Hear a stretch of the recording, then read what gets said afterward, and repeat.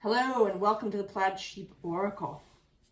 This is an all signs reading for the new moon in Gemini. Here on the east coast of the US, it's about 11 o'clock in the evening tomorrow, May 26th. So I pulled a card from the Queen of the Moon Oracle. I haven't looked at it. As a kind of general feeling for this moon. Let's see. Oh, look at that. Not even a tiny bit surprised. It's the unexpected blue moon. So both the unexpected, plus we have this image of the two of Gemini. This was also the energy for the sort of 3-month look ahead that I did, if you haven't watched that. And interestingly, in that case, that came from the Queen of the Sun Oracle. Those two, they're both by the same artist, Stacey DeMarco, and they have some cards in common. Like the unexpected. We're going to put that right here. Then I'm going to show you the bottoms of the 4 oracle decks that I'm using. We'll go in order, Aries to Pisces. I have looked at nothing.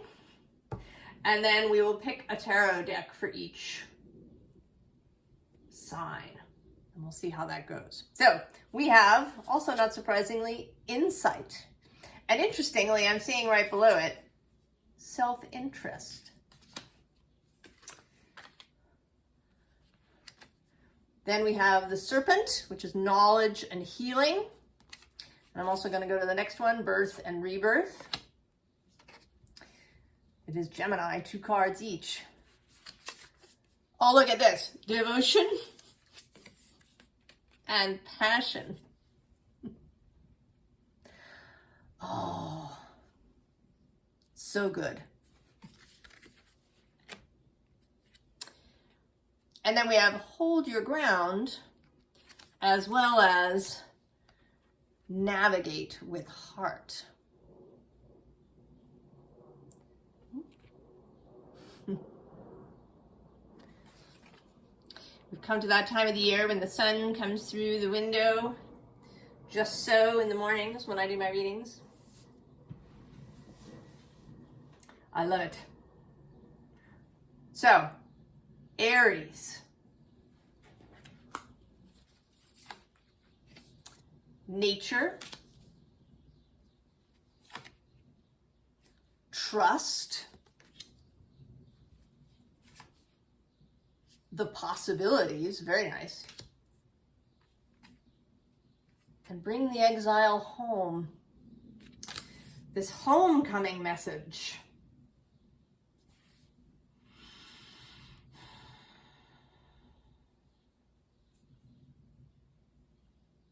It does feel like, certainly like a beginning again, to begin anew.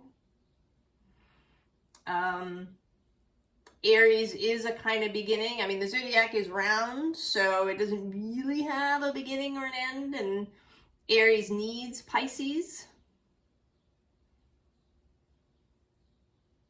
But Aries is, right, that freshness. This is the cardinal card of the air cards in this deck with possibilities.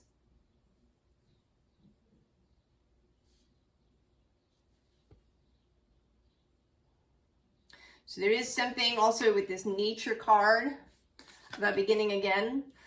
Saturn entered your sign, Aries, late last night for me. 11, a little after 11:30 p.m. my time.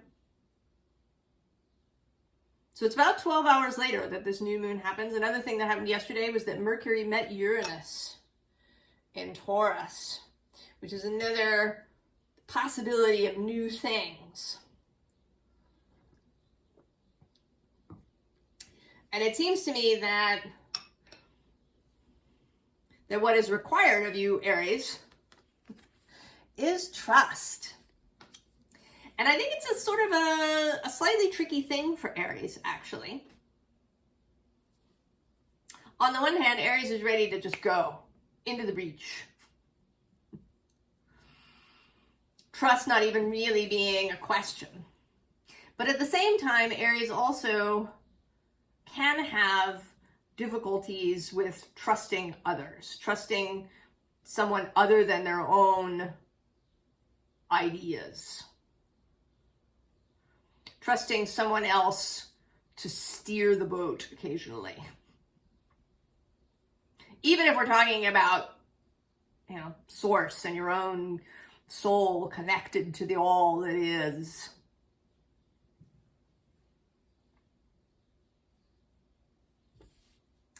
So we're going to see, I'm going to move these things up just a little bit further. A little more space for the tarot.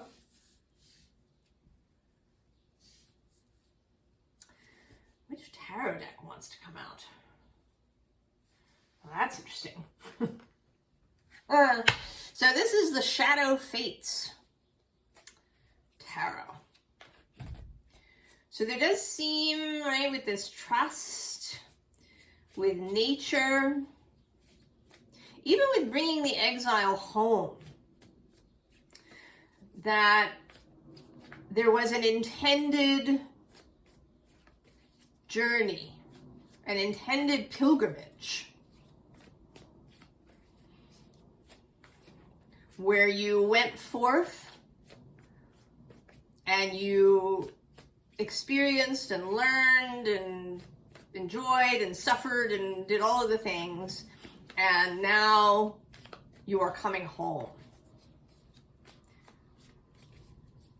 And that there is an element of fate in this, of a plan.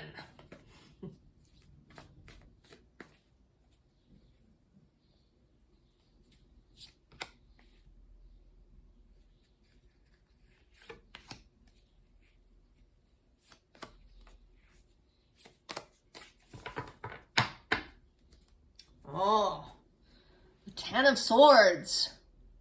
Now we're going to see if this is a corpse or a sleeper. Six of Swords underneath.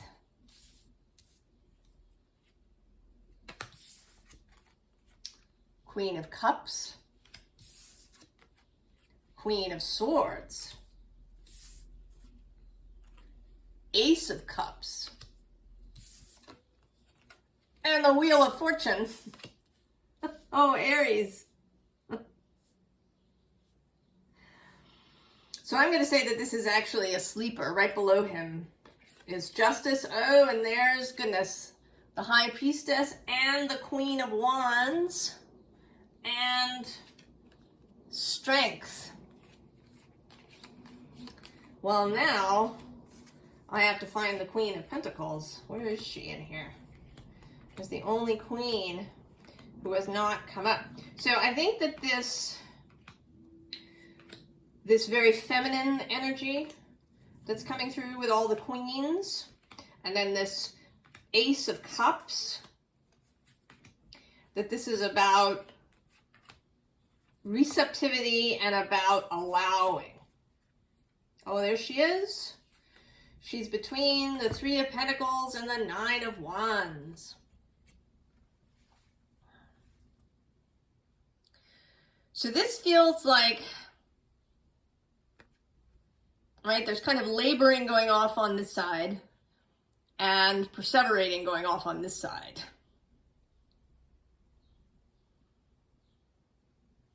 That there's been a lot of work happening.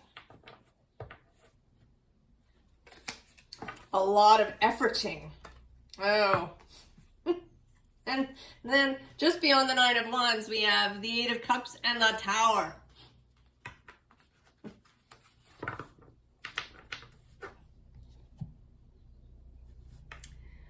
You know, I think that Saturn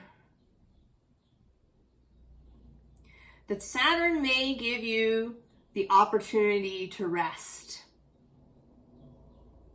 That seems counterintuitive. Most people talk about how when Saturn shows up, you know, conjunct something, that it's an uptick in responsibility or, you know, in structure or something of that sort. But what this feels like is that when Saturn has moved into Aries, that it's like suddenly there's solid ground beneath you. That if you've been feeling out of touch, out of control, not knowing which way is up, confused, conflicted, all of these kinds of things, all the fives, right? The fives in the deck are all the ways that things become upset, right? We have fours that are very stable, and then the five comes in and upsets the apple cart in all the different areas of mind, emotion, physical reality, inspiration. You may have felt under siege, confused, having conflict every way you turn. And now Saturn has arrived.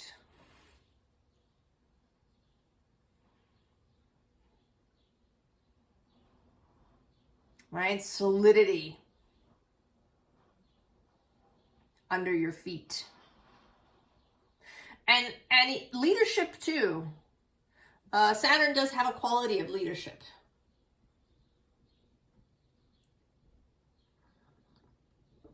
Saturn and Jupiter in their different ways.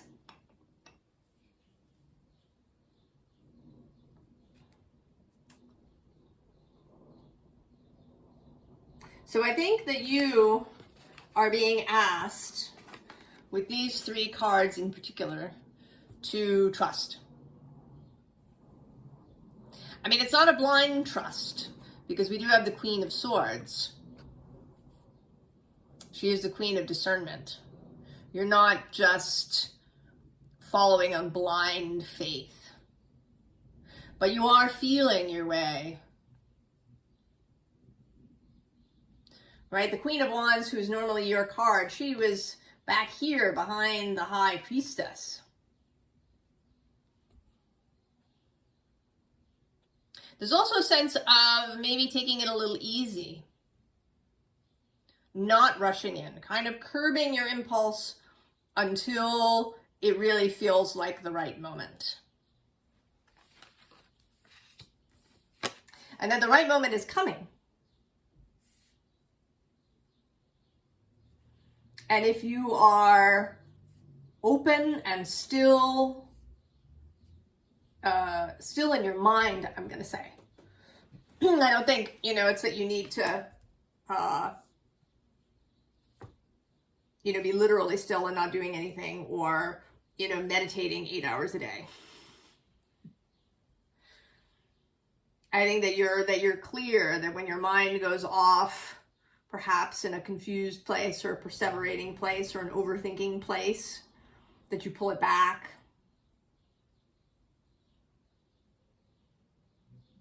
That you find that Aries core of courage and joy and inspiration and all right, like focus it, hold it, love it until the moment comes.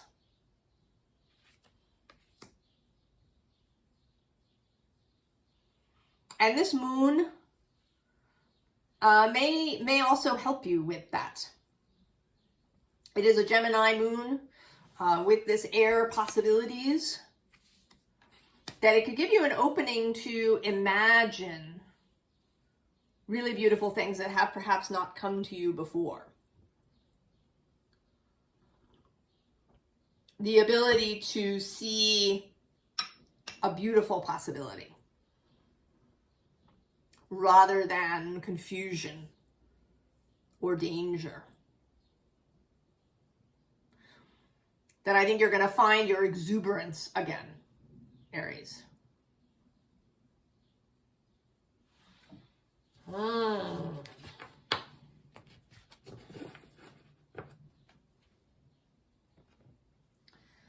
That's exciting, Aries.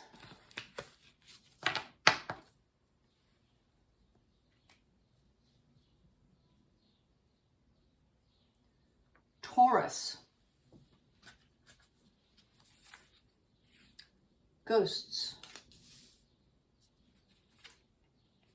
The Merlin. Oh, very Gemini. Interestingly, the emotional. This is the cardinal card of the water, the group of water cards in this oracle deck. And alchemize. So that's alchemy twice, Taurus, with the Merlin and this alchemize card.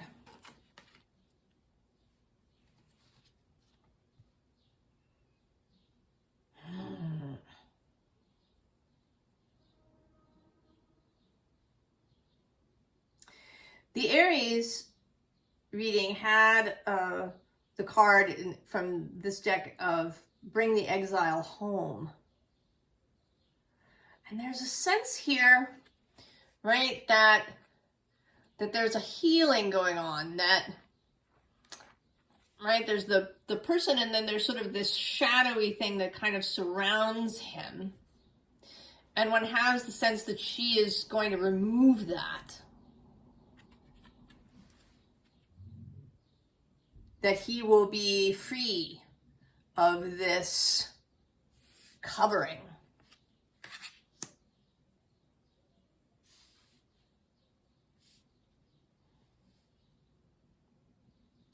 And this card came out, interestingly, in a personal reading of mine next to the novice card from this deck. And what that felt like then was that Merlin was beginning again. That he was going back to his youth, to being a novice.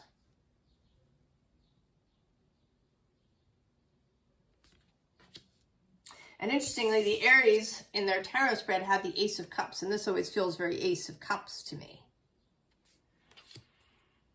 Also, an idea of beginning again, releasing ghosts,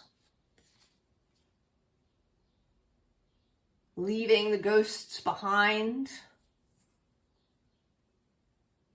I know, it's really interesting. There's this, I mean, so far, at least with these two first signs, there's a sense of this being a kind of new year.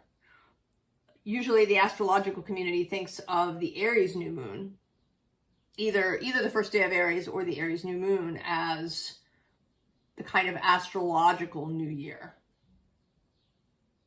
But I'm having the sense that, in fact, this Gemini moon is a kind of new year, a kind of bigger beginning again than an individual new moon may be. Let's see what tarot wants to contribute. Oh, interesting.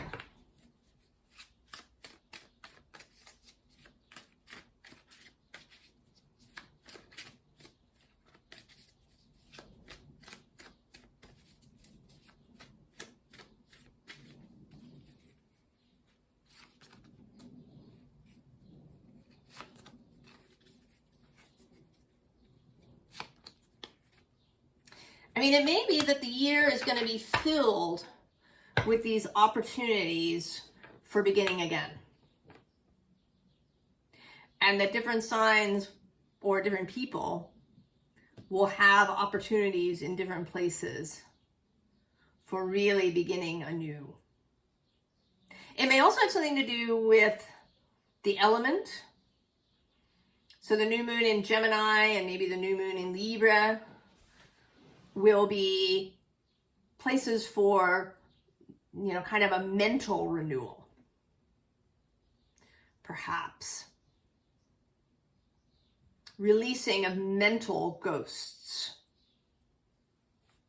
Although we do also have this water element. Who's on the bottom? Oh, it's the 10 of Cups, Taurus. On the bottom is the Seven of Wands. Have you been resisting your good? Ace of Swords, there it is. Six of Pentacles. Ace of Wands. And the Star. Taurus.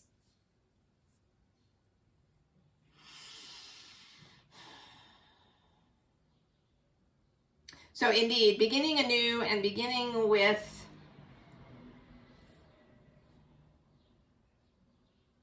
receptivity, right? With this Six of Pentacles.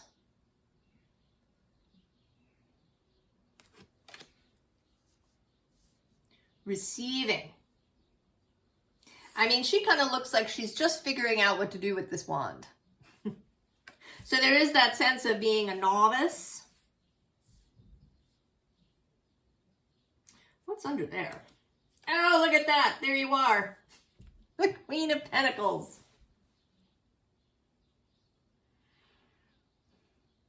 Right, and it's almost an Ace of Pentacles sort of card.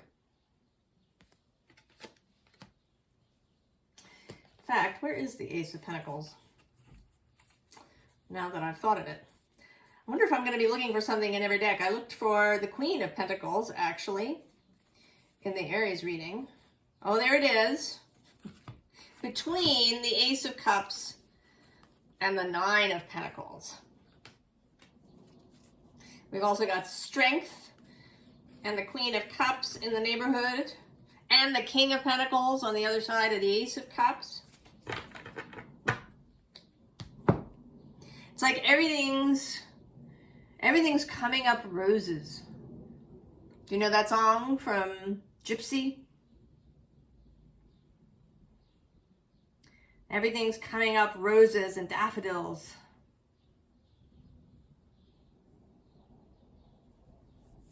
Taurus.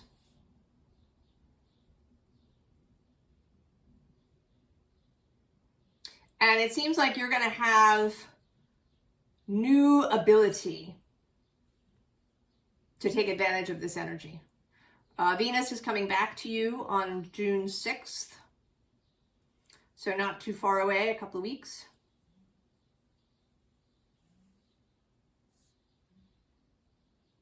So this is an opening to let, really, finally, maybe, let stuff go. Really begin again. You may be also assisted by Jupiter moving into Cancer on June 9th, where he'll be sextile your sign. You'll also get a little break from Uranus from July 7th to November 7th when he moves into Gemini. And that too may be, right, like an opening to kind of go, oh, I see now. Taurus.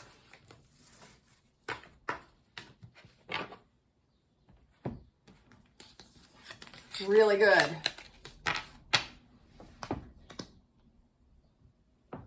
And Gemini.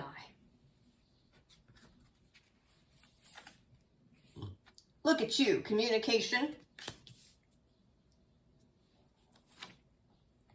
Truth. Greed.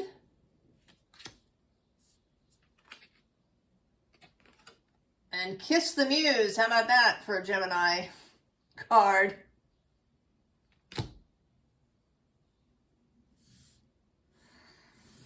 Oh, Gemini.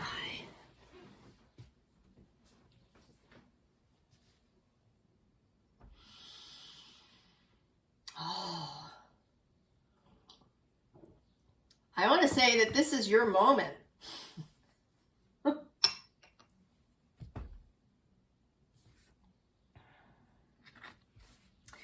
You know, greed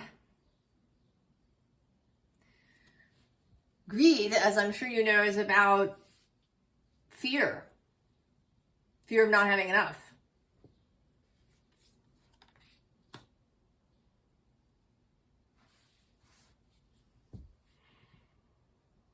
Of not being enough. Maybe of not knowing enough. If someone has, greed for information, for facts, for kind of being able to lord it over people with knowledge. That's a thing. There's almost a sense, I'm kind of feeling now that AI, there's a kind of greed to AI. I mean, not to, right, to wanting access to everything. Wanting access to everything, to all the information, everywhere, all the time.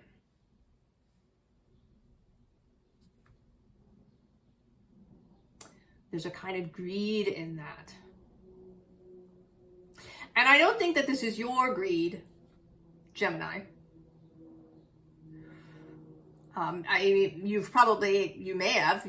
think all of us have experienced greed in one way or another in our lives. Greed for something. Or perhaps a fear of greed, that we don't want to be greedy.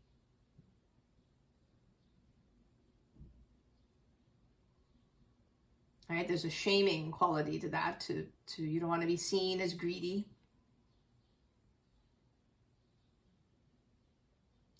But there's something here too with this Kiss the Muse about real, true desire. Not desire that's based in fearfulness, but desire that's based in truth.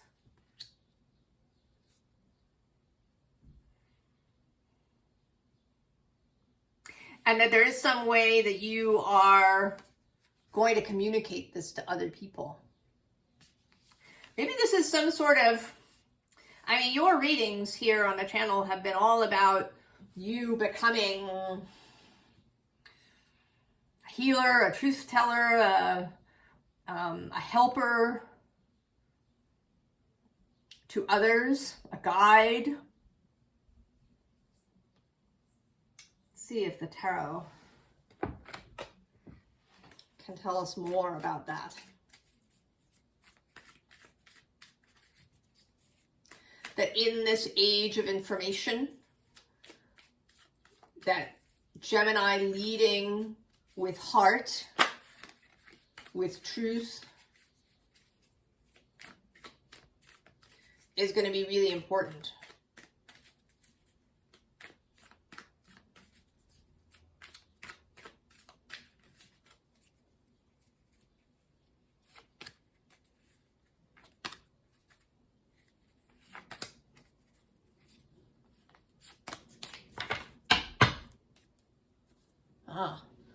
Four of Swords, right? Internal clarity, internal coherence, internal mental stability of the fours. But the Knight of Cups, that heart on the bottom. Two of Swords, Nine of Wands, Seven of Cups, and the Moon. Oh yeah, Gemini. I don't know, maybe you feel like you don't want the responsibility. I can totally feel you there. But here you're getting ready. This is my kind of warrior getting ready card. All right, like a samurai, saying his prayer, saying his mantra.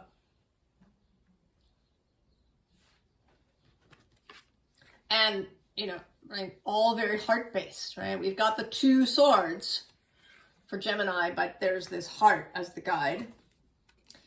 And then this is my Heavenly Host card. That is right there, ready. They stand with you. The universe stands with you when you want to stand for truth and love and beauty over greed and exploitation.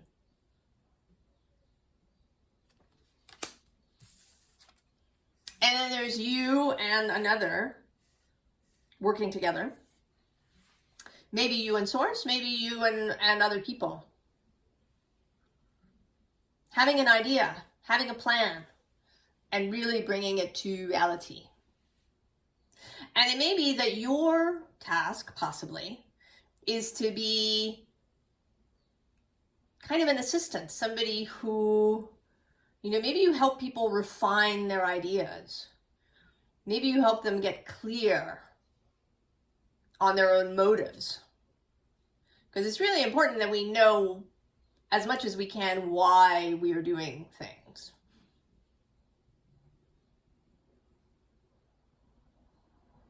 And maybe you will help people get clear on that so they can find their real way. Right? The way through the mystery.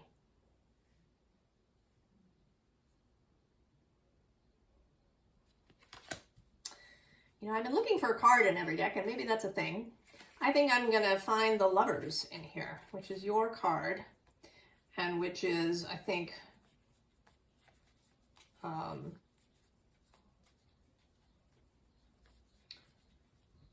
right, this union of mind and heart.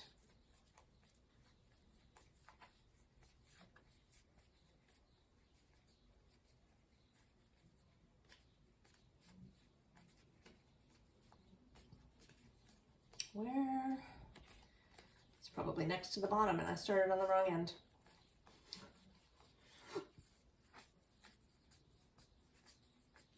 Oh, there you are. Oh, of course. Between the Three of Swords and the Six of Swords. Helping people, maybe helping yourself first. But helping people move from this Three of Swords to the Six. Right? You're walking around with the Four.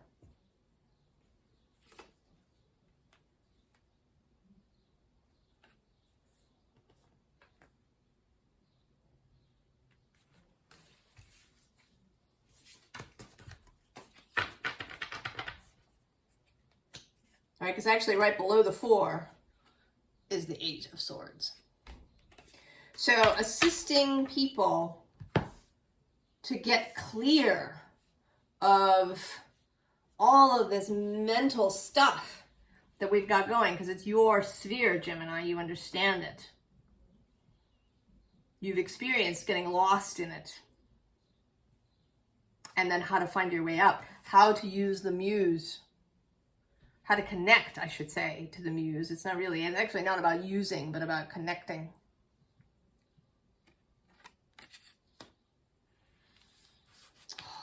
Powerful, Gemini.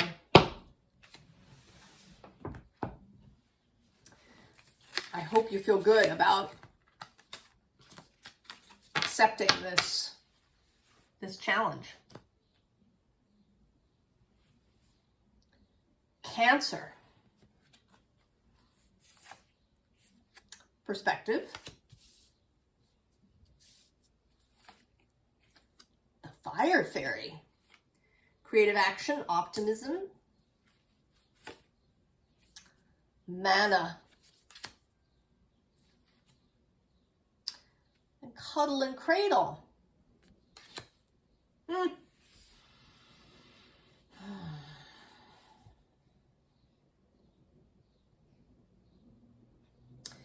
There's a whole relaxing thing here. I mean, I've always found her to be a very odd fire fairy, because she seems a little tentative. There's sometimes, right, the look in her eyes is a little unsure, like she's not sure of what she's seeing. Her arm is crossed over her heart, her breast. She's in a, right, body language is not exuberant as you would expect from the fire fairy.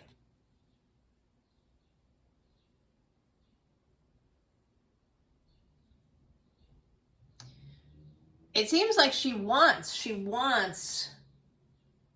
to expand, but she's just not sure.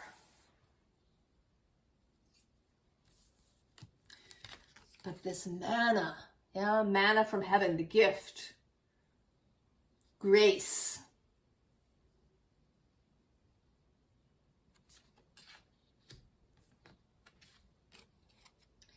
And then the cuddle and cradle, and especially here with the moon, allowing yourself to uncurl, allowing your shell to soften.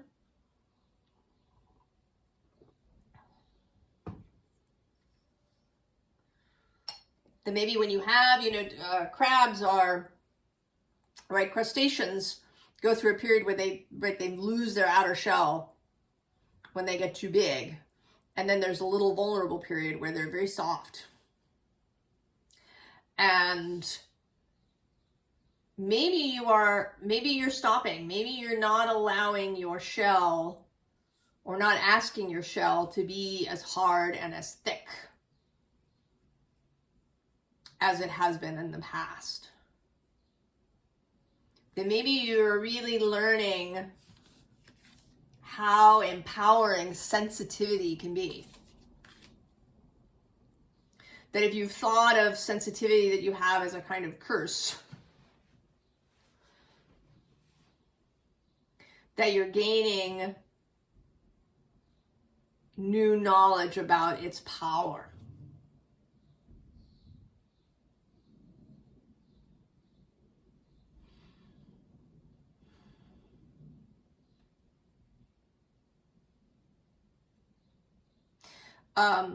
Now this month, actually just before the next full moon, Jupiter is going to move into Cancer. He is exalted there, an honored guest.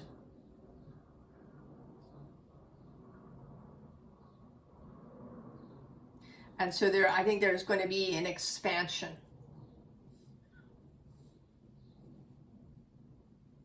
And that this new moon, may help you in your mind particularly, or, kind of wherever you have Gemini in your chart.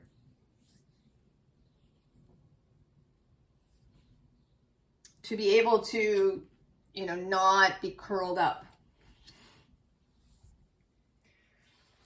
Let's see, what else? What else? I think you're beginning to understand too that to be curled up, to be really hard, is to turn blessings away. That armor doesn't just keep out the bad stuff, it keeps out the good stuff too.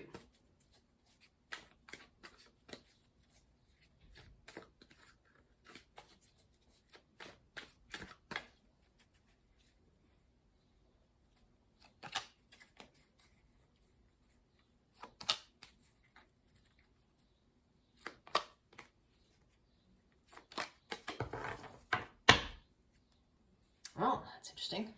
Four of Swords. This came through in Gemini, but in a different way. Who's underneath? Oh, the Six of Wands.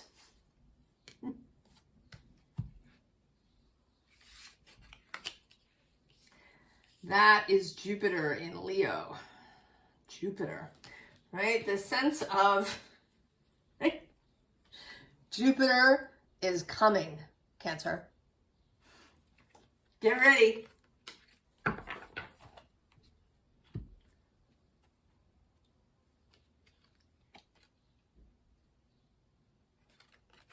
Eight of Pentacles.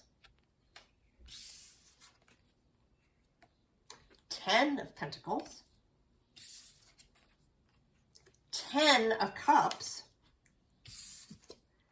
And the Wheel of Fortune. Oh yeah, Cancer. There is really good stuff coming. And this is your opportunity. Right? You've got time. Jupiter is going to spend a whole year in your sign.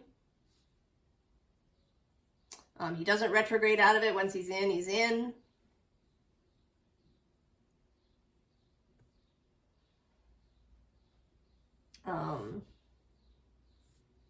And interestingly, just before he goes in, I think it's the day before, June 8th, Mercury will meet Jupiter just at the edge of Gemini. Like a final message.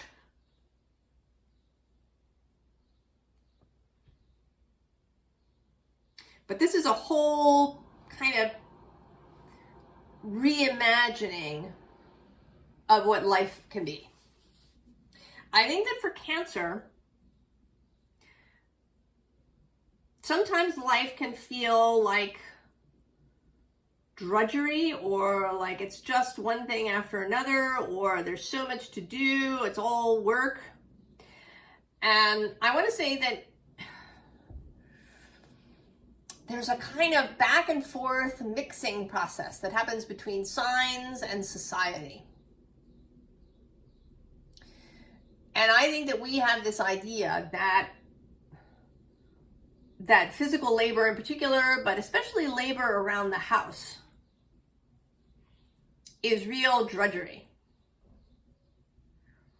And that it, it's like it takes away from your life or something. It's like it's been imposed upon you.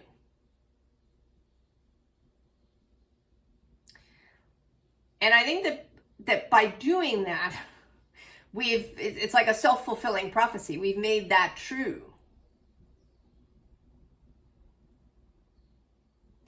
So if you've come to think of, cleaning around the house, doing the laundry, doing the dishes, cooking food, if it's all just, if you think of it as unpaid labor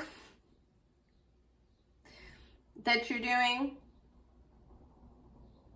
if you think about, being there with your family and helping them with their issues as emotional labor that you should be paid for, then maybe you're going to start seeing it differently. That you're seeing it as life, right? This is, right? It's life. It's what we are here to experience.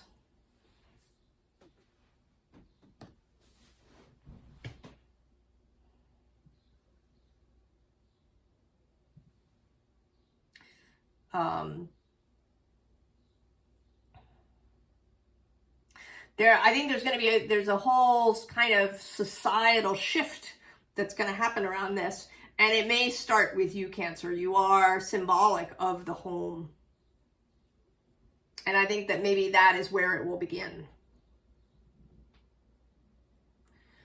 Right? Because we have this Eight of Pentacles, and it's a very different idea about work. Right? It's this co-creative thing. There's definitely something coming through this whole thing, this whole set of readings about co-creation, about allowing, right? About this effort together. Gemini had this beautiful Kiss the Muse card.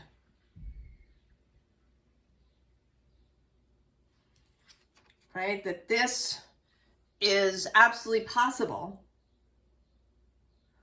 But that you do need to be open to it, and you may need to have a different perspective about what it means. That it doesn't mean that you never work another day in your life. or that, you know, everybody in your family is always nice to you, and that everybody always gets along.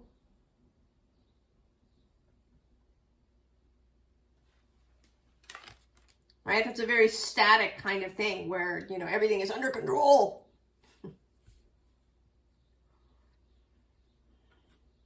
Right? Because under this Four of Swords, we have both this Knight of Wands, who's also kind of, right, riding in for the wake up, and Judgment. And also, right, this Knight of Pentacles.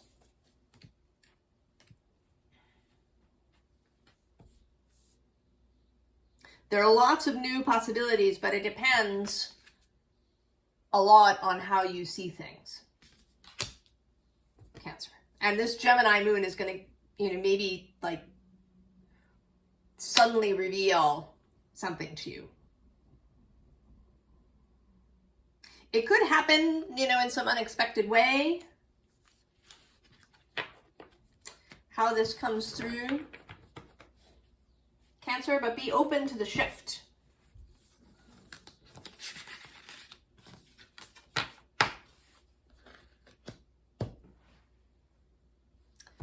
Leo.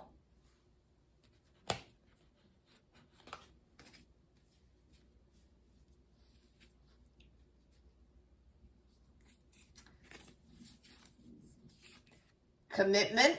A little more Gemini energy there, as we see it here on this channel. Oh, the Wasp, which says anger, retaliation, jealousy. The Tangible. Primary card of the earth element. We've now had air, water, and earth. And journey.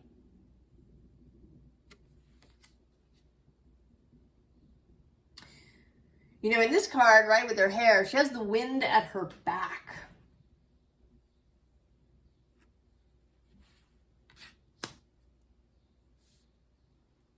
All right, that's a blessing. May the wind be ever at your back.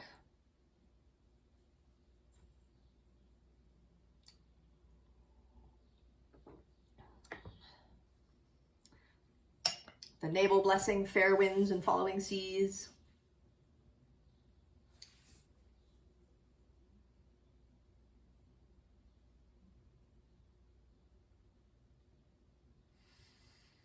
Leo.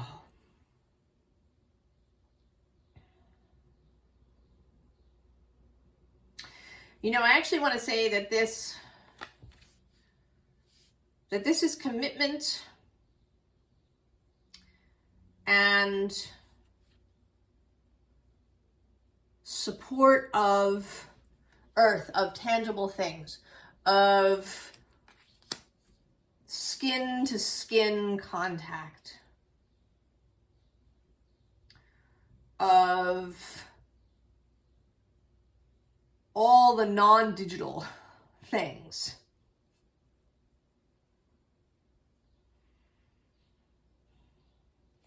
That it's commitment to human connection.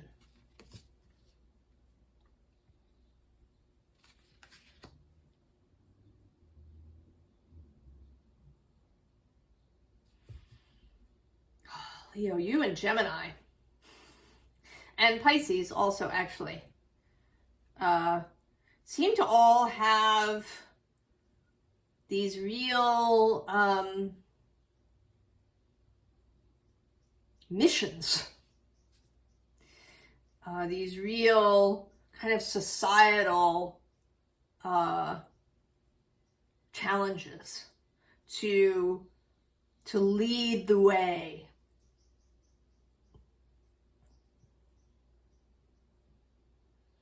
Right? To be aware of the Wasp.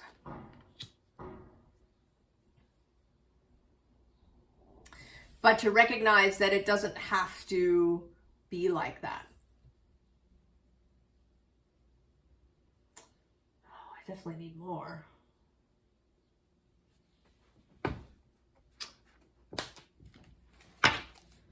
Leo.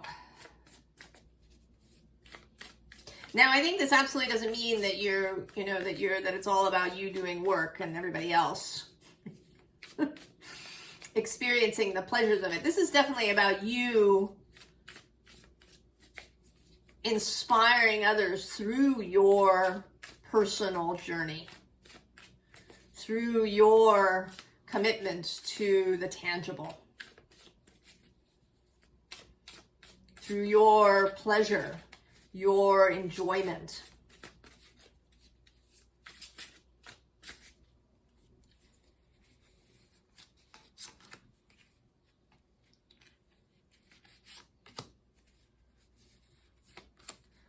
Kind of new philosophy of hedonism.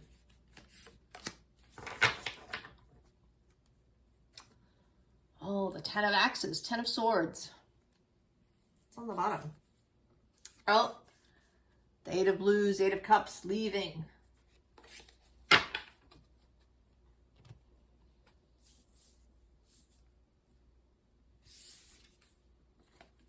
Queen of Axes. The Sun, there you are, Leo. The Two of Axes. And the King of Roots. Oh. And you know, it's interesting. Uranus has spent all that time in Taurus. He's going to take a little trip into Gemini this year, and then for good next year, next spring. I think it's April 26th of next year that Uranus enters Gemini for good for the next bunch of years.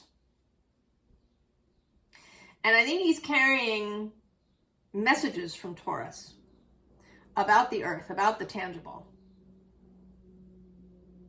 And he's going to be moving sextile now. He's been squaring your sign. And it may be that that's this. Oh, look. There's the Magician right below. And this is one of my favorite cards. I absolutely adore his purple pants.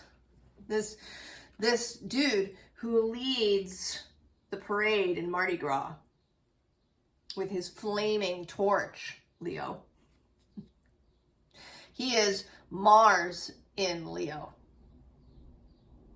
where Mars is now, actually.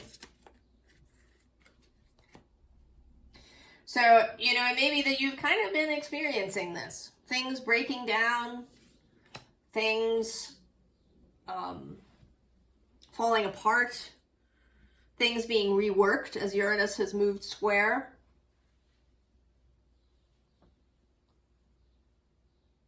But now, next year, fully, he's going to be sextile.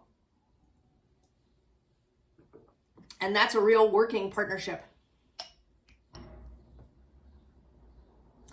And I think you are getting really clear. You're getting clear on your values. You're getting clear on what matters to you.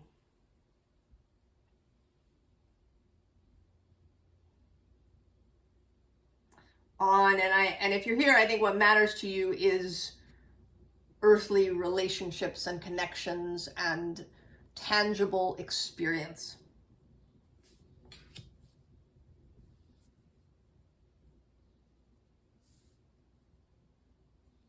You know, it's interesting. I do my best not to look back too much, but there are cycles. And the last time Uranus moved through Taurus was right before World War II began. And Pluto was in Leo. And then Uranus moved into Gemini. And Neptune was in Libra. So there was a Uranus-Pluto-Neptune relationship for a little while, as there is now. But now it's Pluto who's in Aquarius. And Neptune who's in Aries.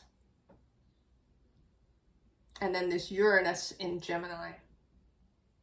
And that was kind of the beginning, in some ways, of what we could think of as the information age. It was soon after that we got television and we got computers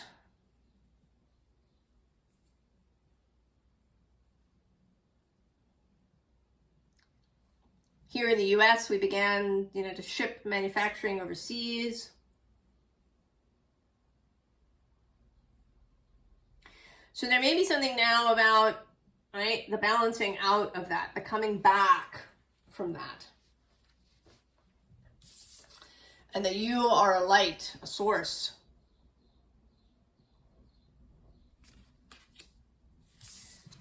And that it's about choosing every day how you proceed. Choosing this earthy path.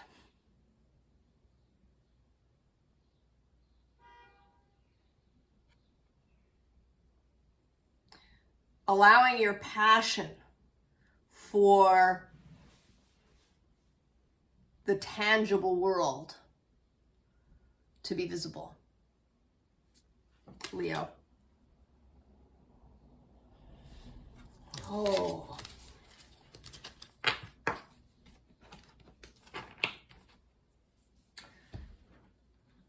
I hope that this sounds exciting to you, Leo.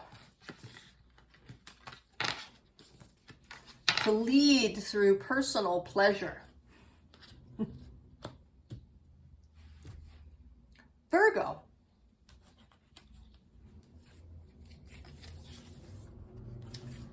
Freedom. The Swan. Transformation, trusting psychic gifts. Compassion. And seek the angel perspective. Well, Virgo, for sure. As the South Node moves through your sign, releasing ways that you've kept yourself bound up.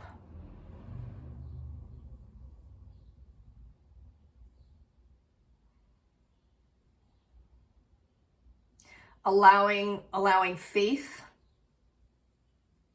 to happen for you. Allowing compassion.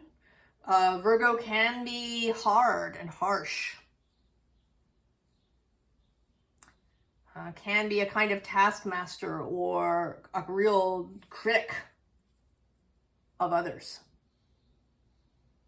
Just do it. That is to say, just do it my way.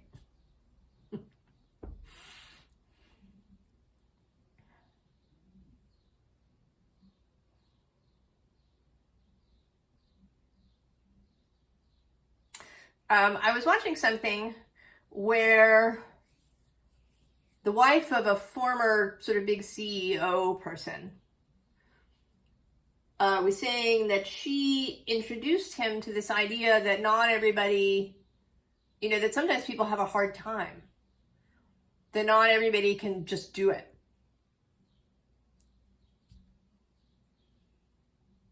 That people have challenges. And he apparently had never really thought about it. He could just do stuff, so why couldn't everybody else? What's your problem? Sort of a revelation to him.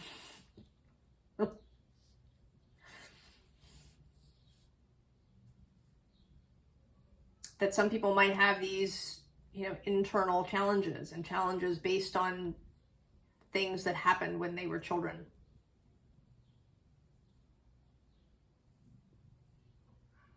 And I think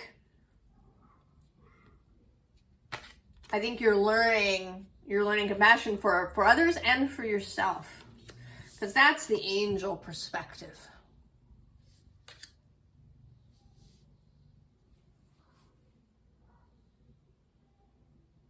The loving perspective.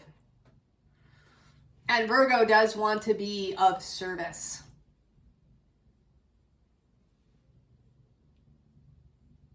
And it's learning that doesn't, that may vary from person to person.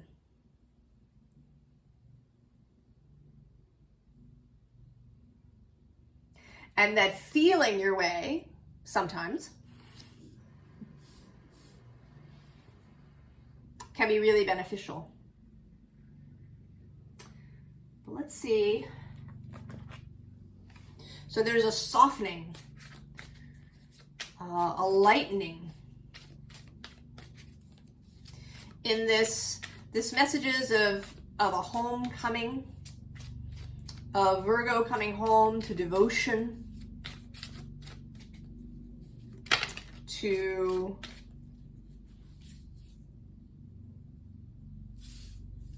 I don't usually take the ones that fall out, but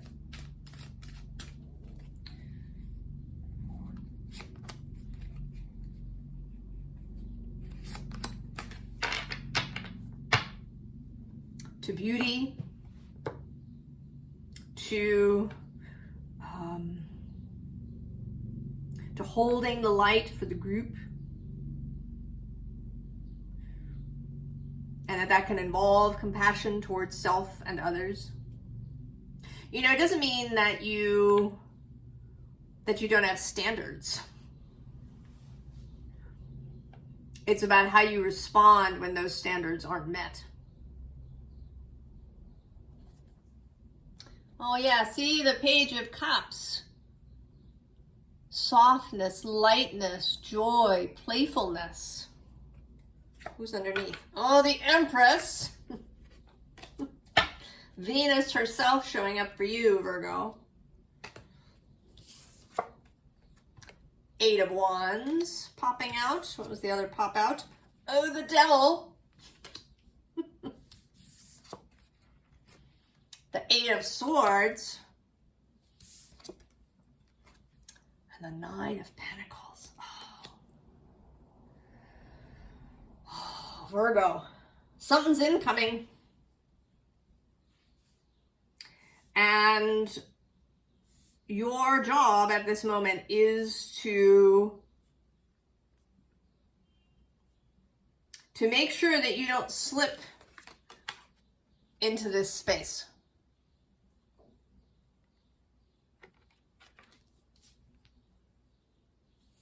And maybe to help others in this way too.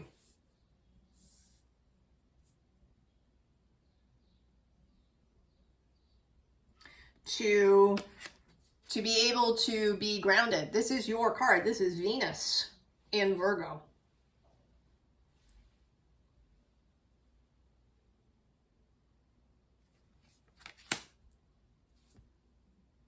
So it's about holding your ground, but in a really loving way, of not getting up in your head about things, or helping others to not get up in their heads about things, to not be reactive as much as you can. Also to not seek perfectionism, because that can be a thing for you. I have to get it right every time.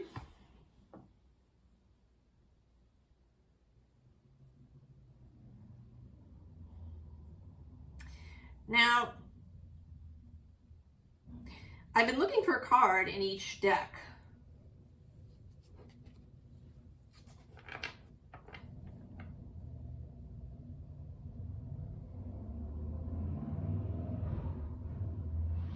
And actually the card I want to find is the 10 of Cups, which is sort of interesting, right? This fulfilled happiness.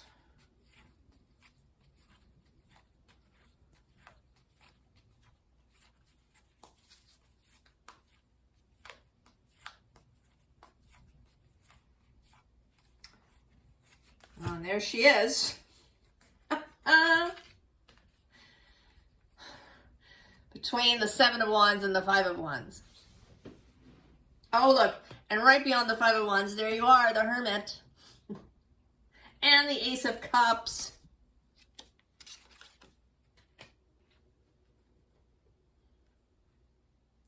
So if you're inclined to either be defensive or to kind of tear your own hair out in a sort of perfectionist, right? If you box yourself in with a need for things to be perfect,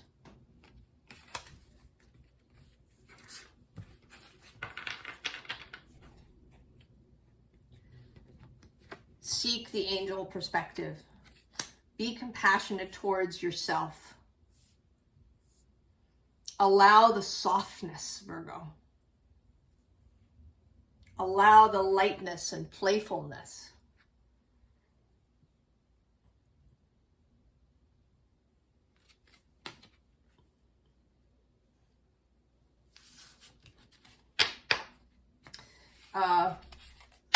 In June, Mercury, who is your guiding planet, is going to meet with Jupiter at the edge of Gemini. Before Mercury moves into Cancer.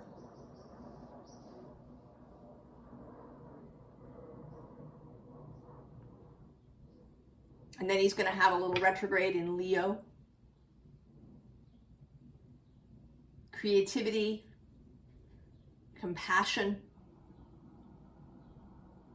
playfulness. Oh, Virgo. Can you feel the relief of that? Freedom in that? Libra.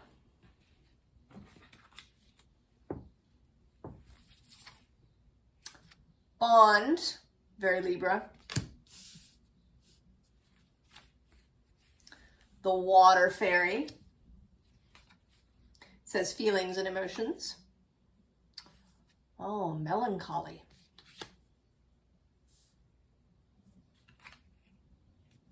Transform.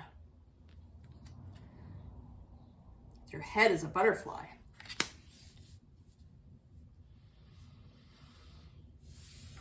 Oh, Libra.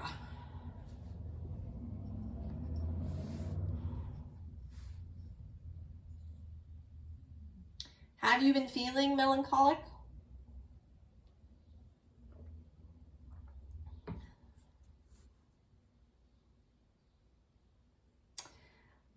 I want to say that maybe you have been really taking stuff on from outside of you. You know, this water fairy, all the fairies in this deck have this kind of anxious body language with their arms across their chests.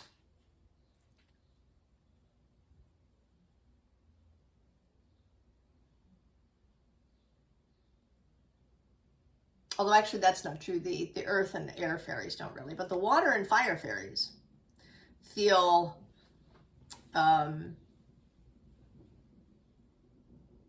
right? They're a little fearful.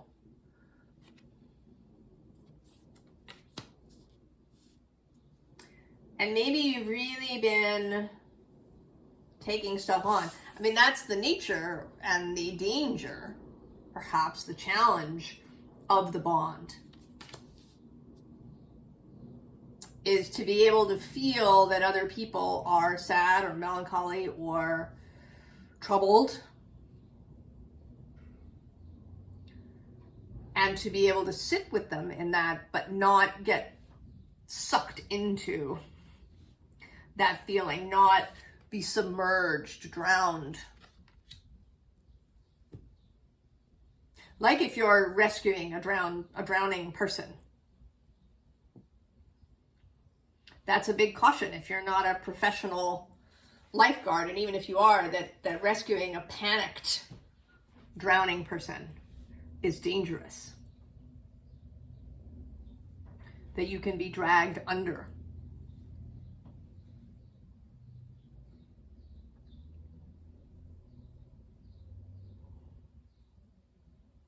So there's something here about, I think it's kind of about taking your mind back. You know, Gemini, your fellow air sign, trine, Libra.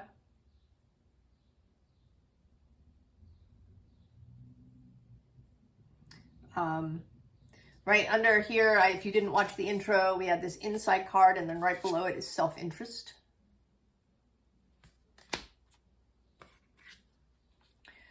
So there is something about taking yourself back.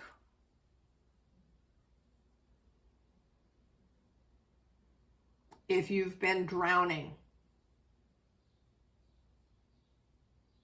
And this may be the last little bits, you know, the South Node was passing through Libra. It was an opportunity for many of us to release this kind of behavior.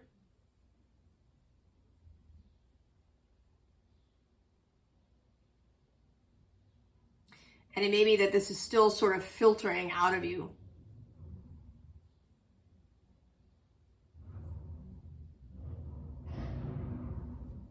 Let's see what the tarot wants to add.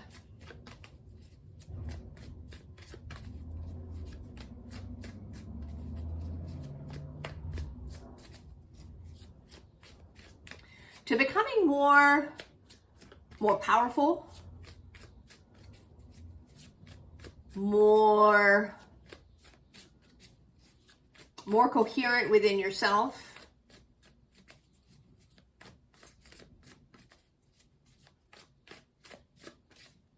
Because it isn't really helpful to others if you know, end up in the water with them.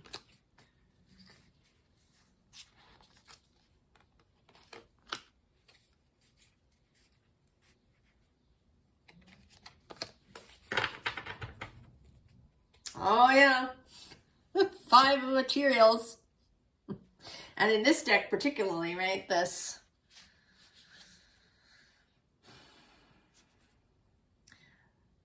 fetal position, and actually I think it's the other person who's in the fetal position, and this is you, this is your hand here, wanting to bring them out and learning how not to end up in there with them. Because below that we have this death, transformation.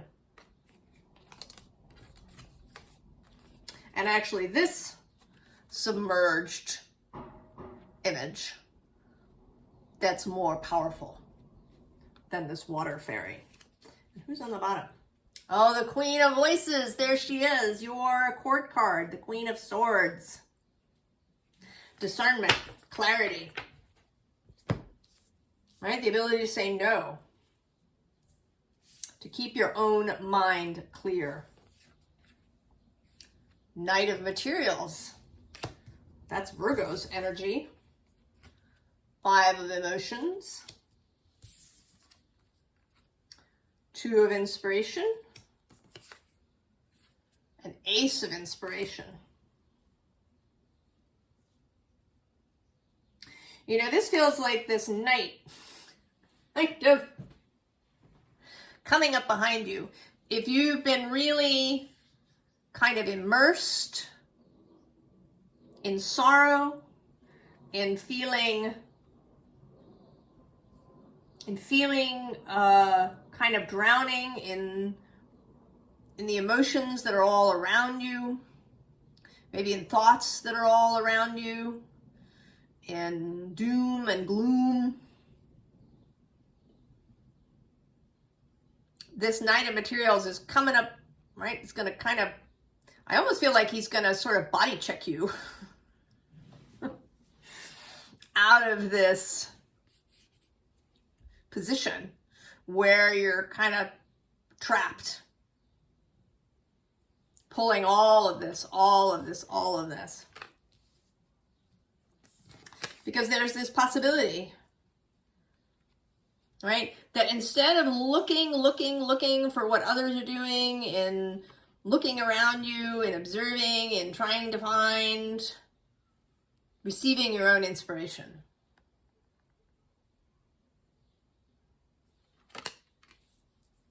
That it is not your job to rescue everybody or to make everybody feel better or to solve everybody's problems,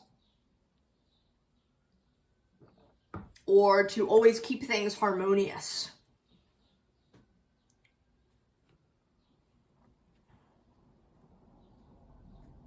That's not your job. You attend to your own inner harmony. You can, of course, give people your attention, your love, your care. You can show people the way. but you can't force them or drag them. And getting stuck in the depths is not going to help. Now, I've been looking for a card in every deck, and now I want to find the Emperor, because that's a little bit of what we want. Actually, I'm going to pause here for a moment. There's also this Queen of Pentacles, who's very Venus-y. She's got the Sun, and then the Knight of Voices, who is Gemini. So there's that. But where? Oh, and the Empress too. Also Venus. Between this Eight of Swords and the Awakening. Oh, and there's the Emperor. Oh, and he sits in this triad of Awakening, Judgment, the Emperor, and the Magician. And I'm going to say the Empress. And who's on the other side of the Magician? Oh, the Devil.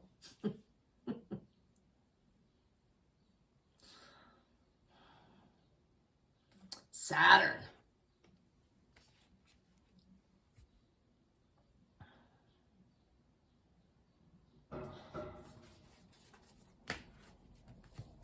There is power to be had here, Libra. You know, I was saying to Virgo, Virgo's message was for a softening. And yours isn't exactly for a hardening, but for an integrity check, right? That you're not leaking, that other people are not leaking into you all the time and dragging you under, that you're keeping your integrity strong. Because you're not going to help anybody if you're drowning too, Libra. And it seems like this moon is going to help you get clear about that. Clarity in your own mind. Knowing what are your thoughts and what are other people's. Libra. Scorpio. I always look forward to Scorpio. Oh, look at you. Play. The Dragon. Power, strength, innovation, tend the roots of reciprocity.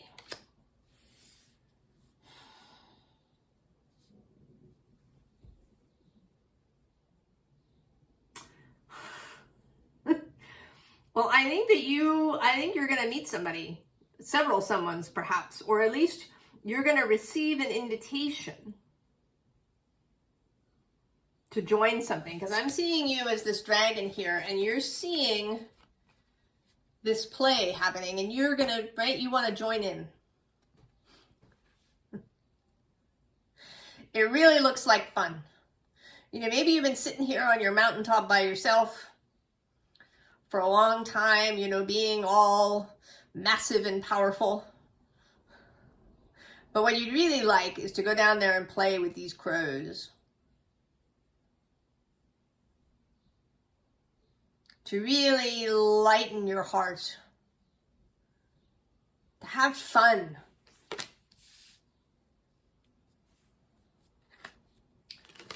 Right? For a relighting of the fire, Scorpio, with this innovation.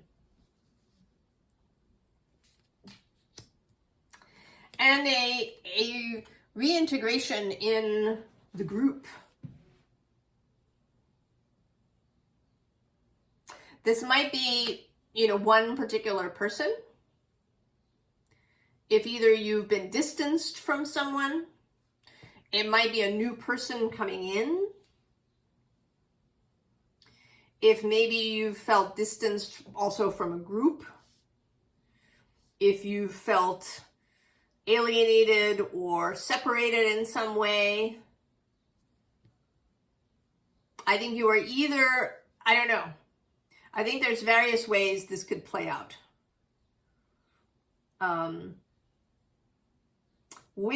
with the sense of the new moon in Gemini, with the underlying cards that we've had here, all right, with the insight that came out, and then there was a healing, there's devotion, there's this card here, you're the dragon, and there's a person with you.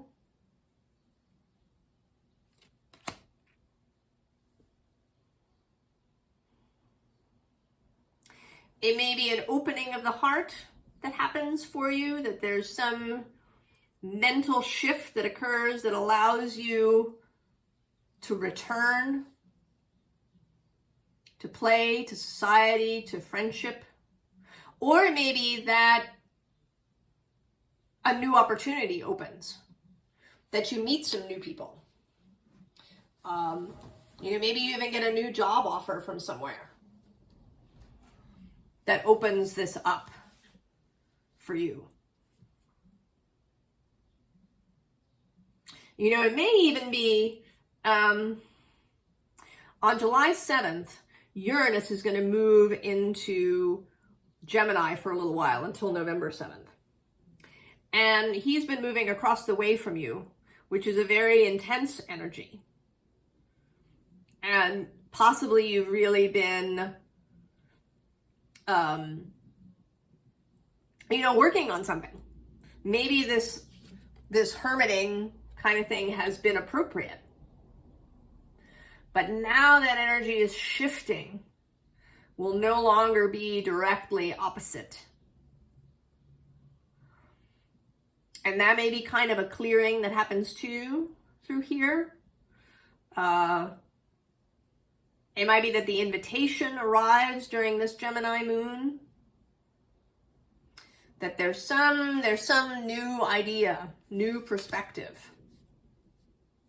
Let's see what tarot can add.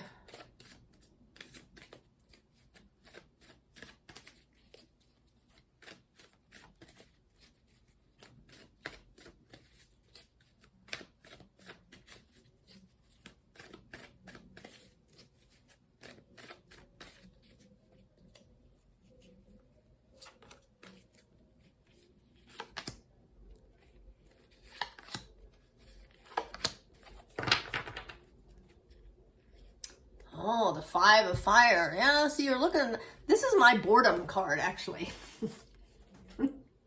Even though it's the Five of Fire, the Five of Wands, it's sort of meant to be about conflict. But to me, she always just looks really bored.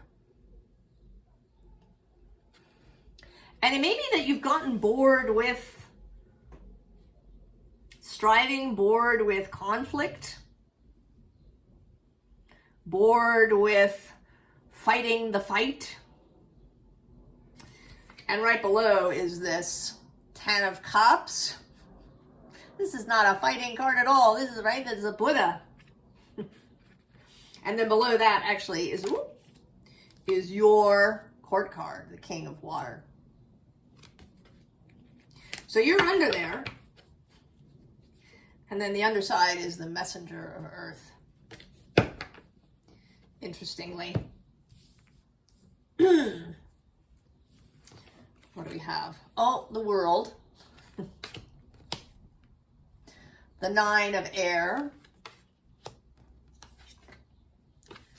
The Queen of Water. And the Nine of Water, Nine of Cups. So yes, right? You're so done. You are so done. Whatever it is that you're doing, you are finished. If you've been feeling restless, if you've been feeling bored, you know, maybe you've been doing some sort of spiritual practice every day and it's begun to feel tedious, that might mean that it's time to stop. There's a thing in herbalism that often people talk about, that if a medicine, if an herbal preparation that normally people think of as not very tasty, you know, maybe it seems really bitter or funky or weird in some way, but you find it tastes really good to you, that is a sign that it will benefit you in this moment. And then at some point it may start tasting not so good anymore. And that is a sign to stop.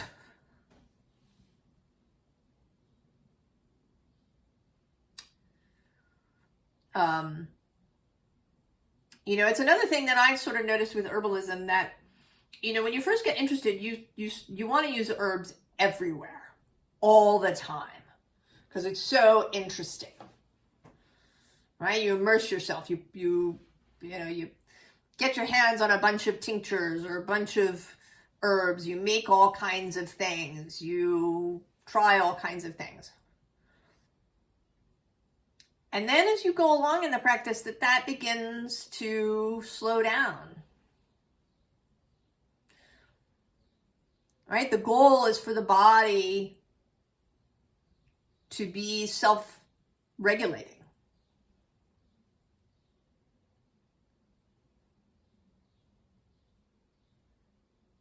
Right? That you actually don't need to take bitters before every meal. That you add, you know, some bitter components to your diet and that is sufficient.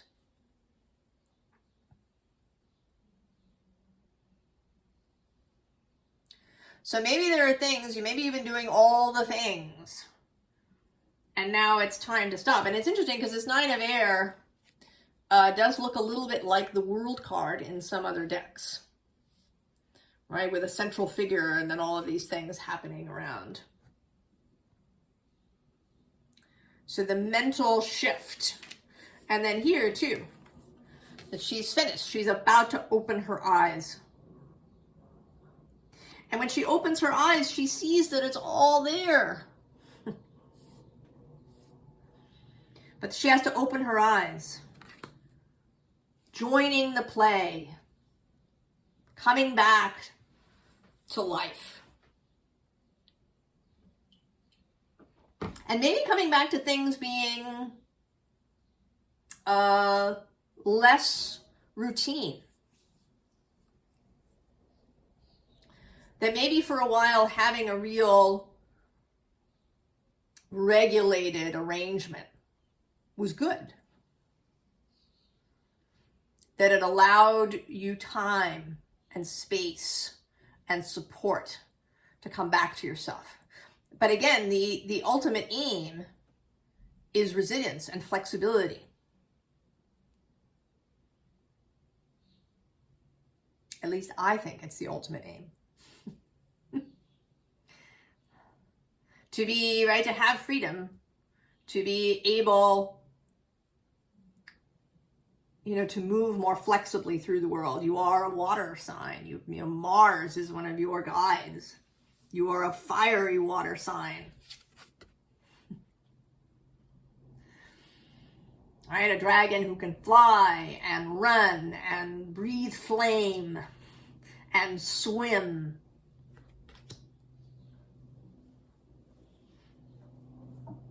So you're done, Scorpio. It's time to open your eyes and see the fabulous gem that is there.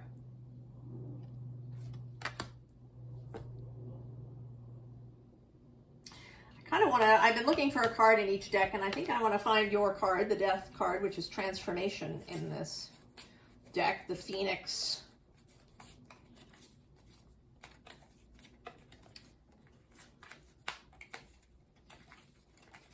The Phoenix.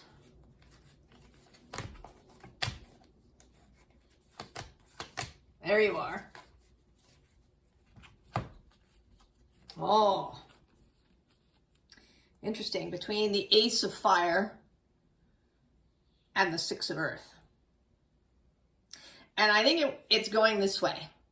That you've been in this Six of Earth space of finding solidity, finding stability,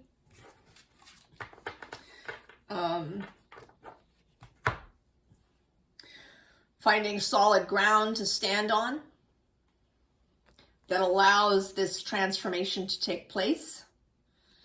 And now, the Ace of Fire. It's time to go. It's time to go, Scorpio. I mean, they're having such fun.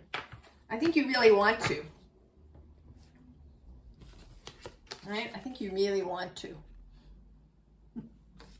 Go play, Scorpio.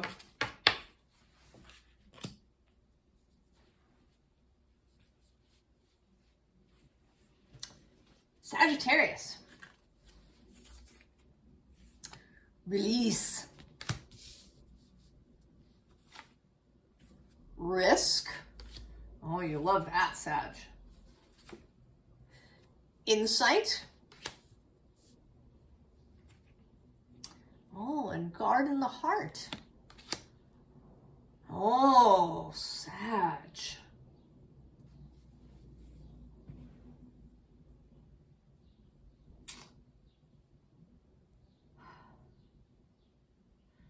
I think you are ready to give your heart to something. I mean, we've talked about this, haven't we, Sag? That you're giving your heart to something. And that if you haven't already, that you are releasing this, any last connection or mourning or grief or fear about this new commitment. That you are ready to take the risk, because it is a risk to devote yourself to something.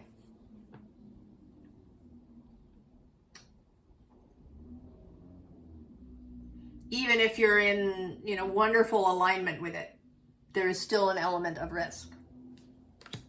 And it wouldn't be exciting if there wasn't.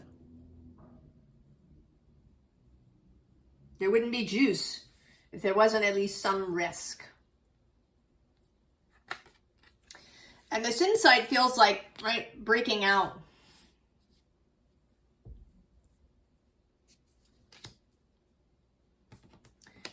In order to, right, to fully embrace this new thing. This new moon is opposite you. The next moon is going to be your full moon.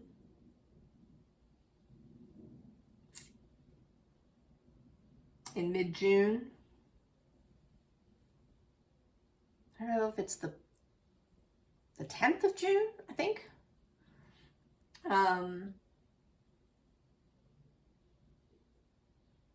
Which is right after, in any case, it's right after Jupiter, your planet, moves into Cancer, where he is an honored guest. So there's something, Sag. I think you've chosen it. If you haven't, it's about to show up because you're ready. It might be a person, for sure. It might be making the choice to have a child or adopt a child.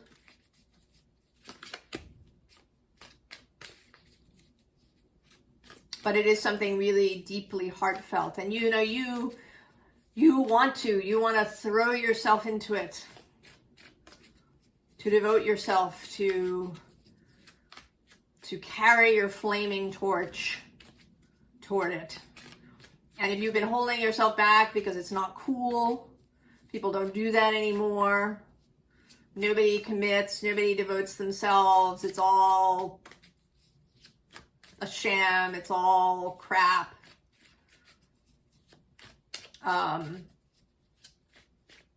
You don't care.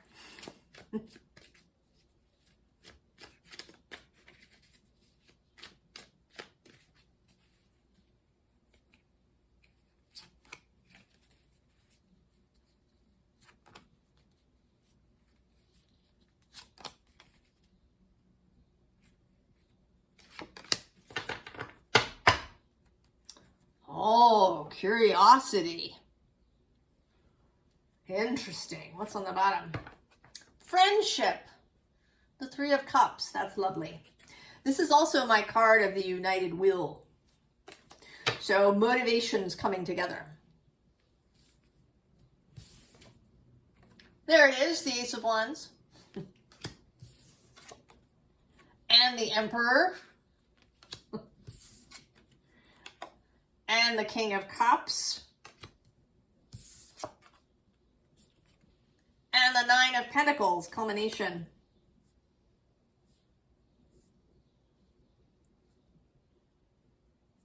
So, absolutely, Sagittarius, you are ready.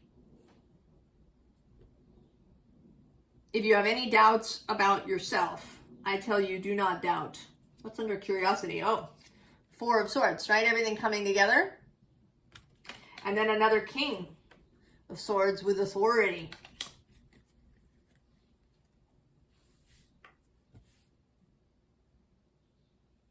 You are absolutely ready. And you have, you have all the elements here. You've got Swords, Wands, Cups, and Pentacles. And then the King of Kings with the Emperor and this wild wolf Emperor. But you are also in emotional balance. The King of Cups does commit his heart. He knows there's risk, but he's confident. He's confident to take the risk.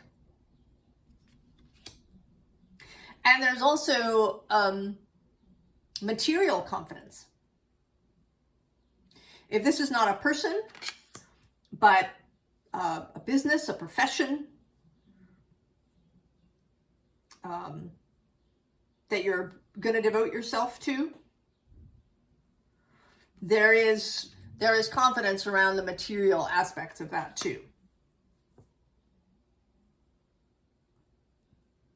That the support will be there when you need it. Or that you can find what you need when you need it.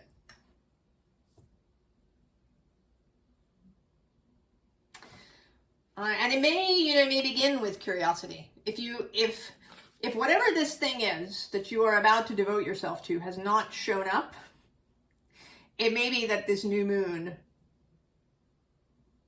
cycle, either now at the new moon or sometime between now and the full moon in Sag, that something will appear, something will develop, an opening will occur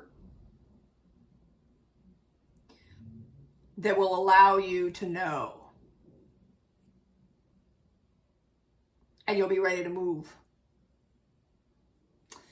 I've been looking for a card in each deck, and I'm going to find the Knight of Wands, which is your card.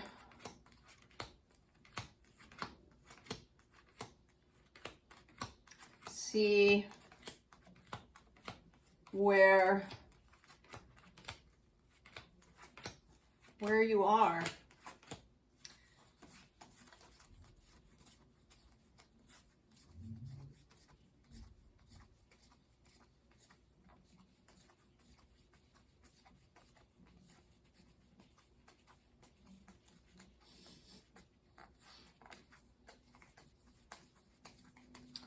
Where are you? Oh, there you are. Oh, yeah, see? There you are. I mean, first of all, instigation is your keyword. And then between the Nine of Wands, which often feels like the Ace of Wands to me in this deck, and in the Thoth deck too, actually. And then the Ace of Cups, right? You've found the wand. You have found the grail to pursue. And you're ready to go. Next to the Ace of Cups is the Four of Pentacles with stability. And actually beyond that, we have the Two of Cups with union. And the other side of the Nine of Wands is the Three of Wands with vision.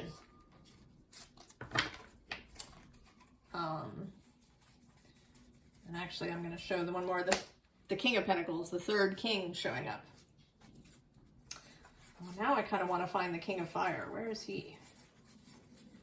Did I pass him by? There he is. Oh, and see, he's between defeat and victory. Or success. Sagittarius, you are so ready to go. So ready to go.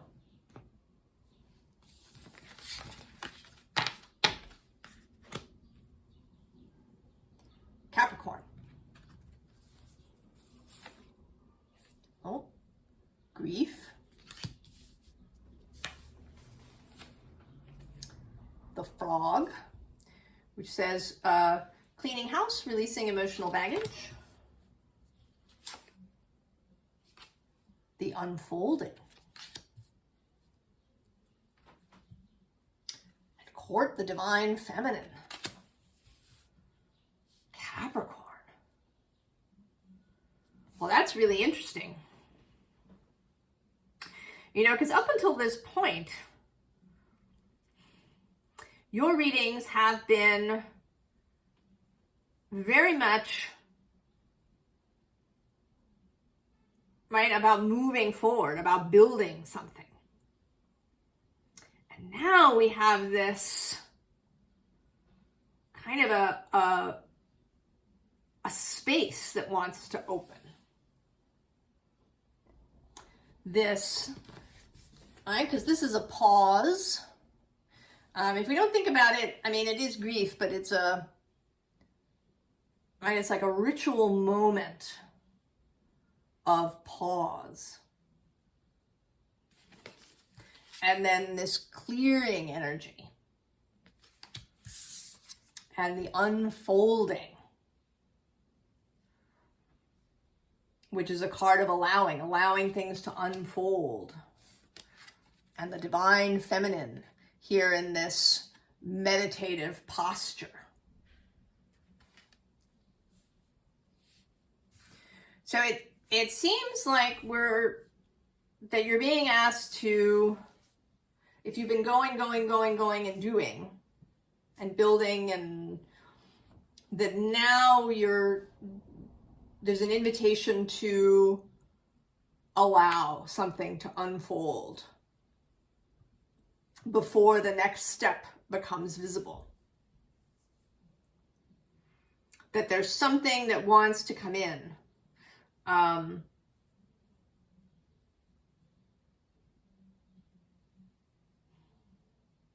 it may be that this moon is a kind of signal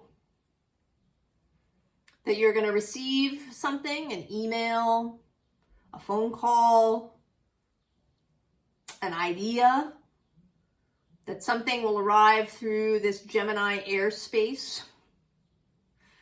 Maybe you'll get a reading. That will initiate this pause. On June 9th, Jupiter moves into Cancer across the way from you. And an opposition from Jupiter can also be an expansion.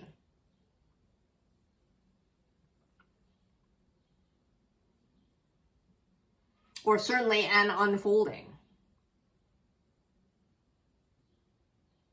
I mean, he's there for a whole year.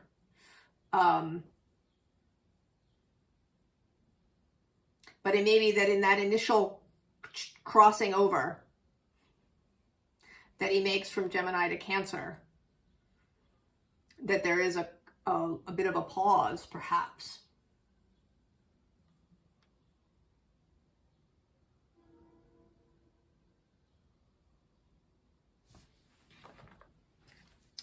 Let's see what the tarot has to say. Your reading is definitely a little bit more cryptic.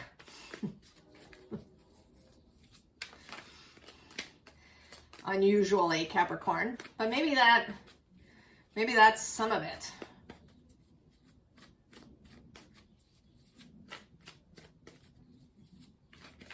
That perhaps things are going to be a little foggy for a bit, so you're being asked to pause.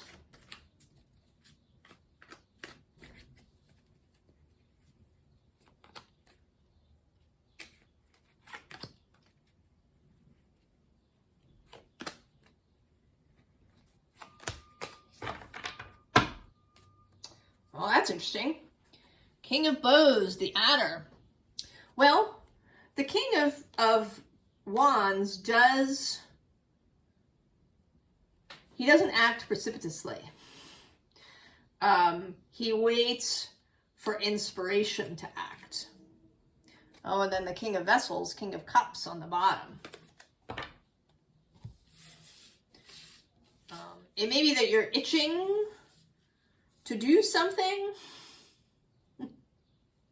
It may be that there's going to be maybe even an irritant, or what seems like an irritant. You know, I think of a snake as being very still until provoked. That there's going to be some provocation. Right below is this Eight of Stones. So I almost want to say that you've been doing what you're doing, and that there's going to be some kind of provocation. And that you're being asked to not react to it. Let's see. Two of Vessels, attraction. The Knight of Vessels, the eel. The World Tree. And then the Knight of Stones. So these two knights, although I think of the eel as being rather speedy, as well as the horse, they do tend to be the slower knights as opposed to the knights of fire and air.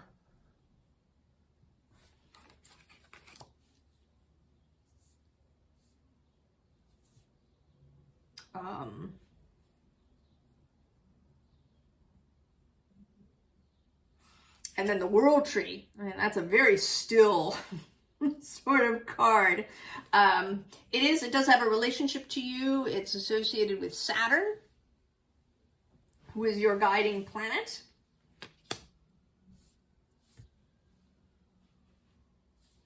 And then this too, you know, seems like a ritual or a moment. And it may also be that this provocation is going to come from somebody.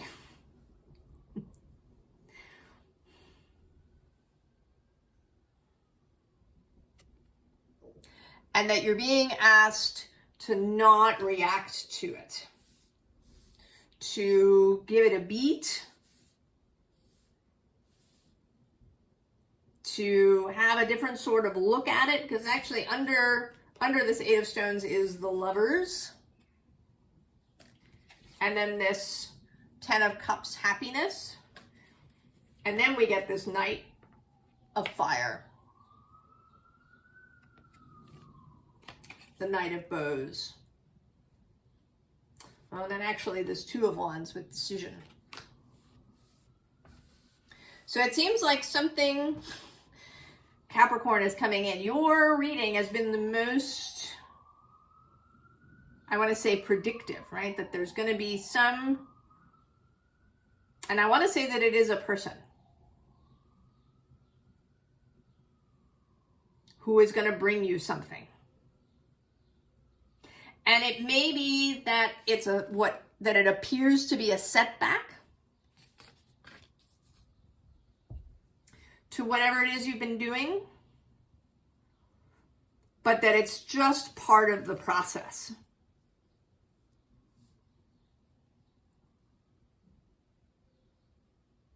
And when it arrives, be responsive rather than reactive.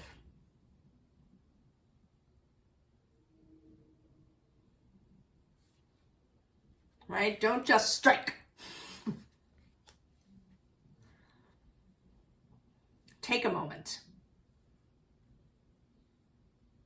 Because it may be that the setback, or what appears to be a setback, is going to clear something out.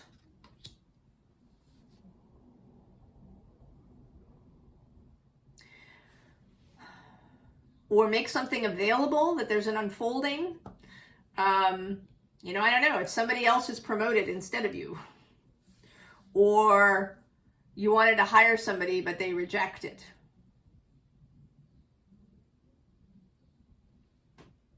Or somebody that you did hire shows up in a way that you didn't anticipate. I don't know. I'm actually going to look for the Knight of Arrows, who is the Knight of Swords. We've seen all the other knights. And there he is. Oh, that's interesting. He's between this 9 of Arrows, which is dedication, and this 5 of Vessels, ecstasy. So I want to say that if you remain dedicated to the spirit of your endeavor,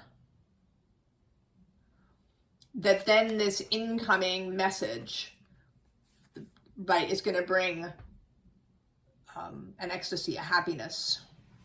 You know, and this is the 5 of Vessels, the 5 of Cups, which normally is about some disappointment or sadness, but not in this deck. Here it is about the ability to kind of let loose, right? To allow the unfolding to occur. Oh, Capricorn. I know it can be a challenge for the cardinal signs to allow the unfolding, but I think you will love it if you do. Aquarius. Preparation. Ooh. Oh, the eagle. Spirit, integrity, connection to the angelic realm. Ancestry. That's interesting. Oh, and learn from the bees. Oh.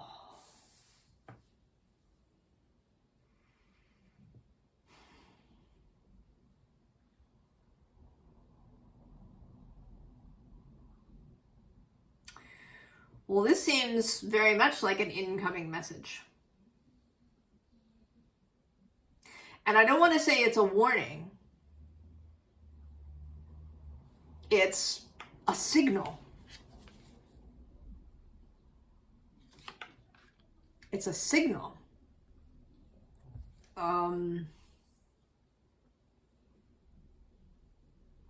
That something is about to begin.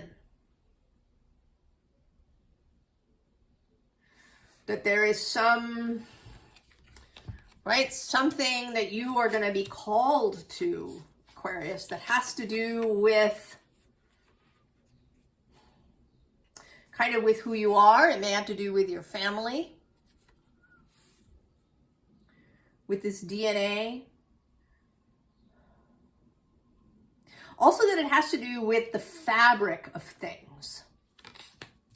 Because we have this learn from the bees, you know, and they're all kind of spilling out here. And bees are, of course, honeybees at least live in this hive, in this community.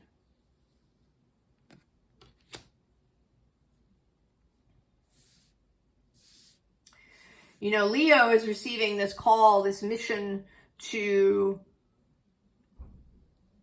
immerse in the tangible, to devote to the tangible, to the touchable, to skin on skin, to soil and a life of the senses, a hedonism. And you, it seems, are being called to the fabric of things, to the fabric of societal life.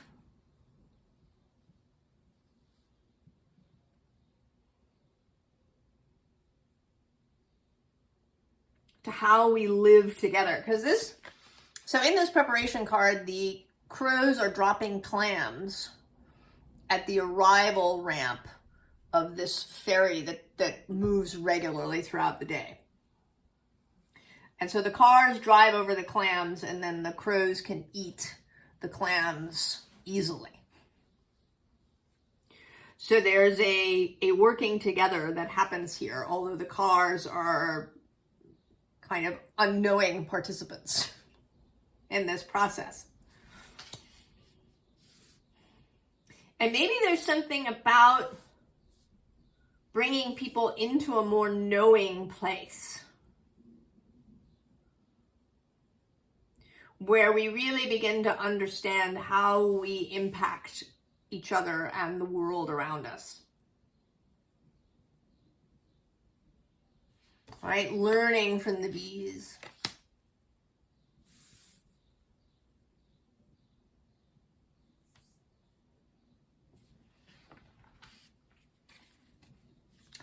Not surprisingly, this is the Ancestral Path Tarot, which has sort of 4 different societies.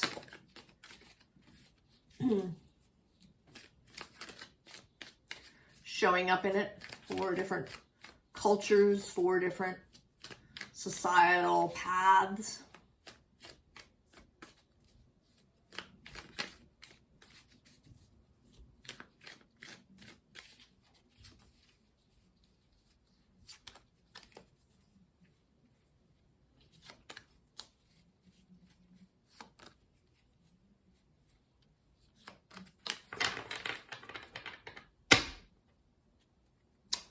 Oh, 6 of staves, 6 of wands.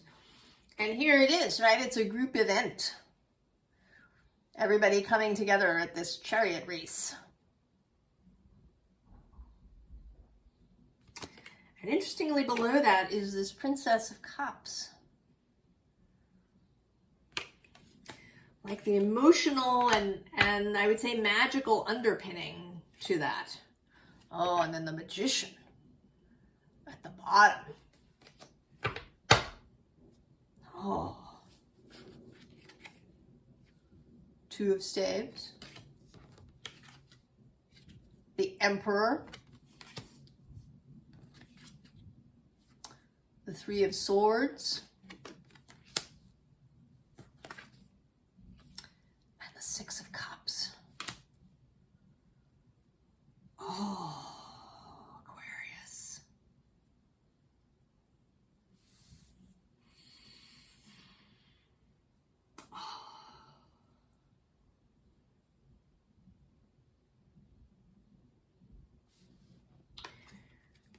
You know, this feels like a preparation to your preparation. Whatever it is that you do that keeps you, that keeps your integrity.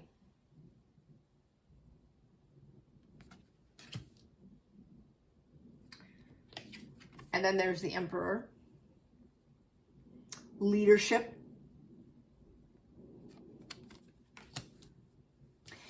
And this 3 of swords is about duty.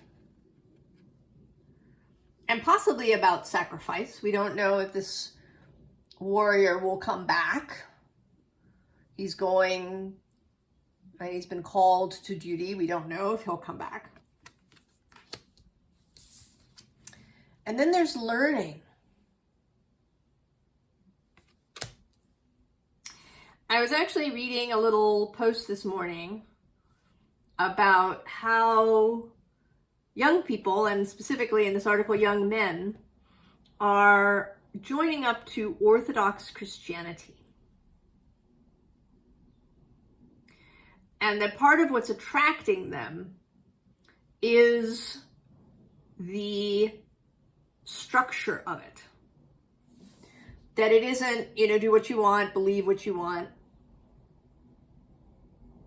That there are specifics, there are specific practices, specific beliefs.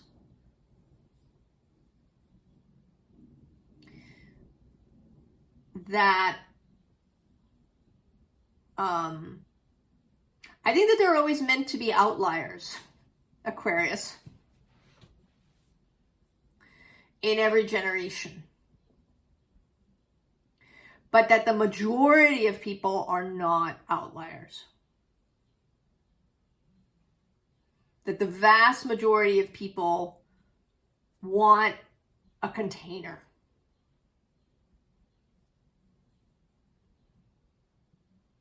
That they actually do better when there are duties as well as privileges.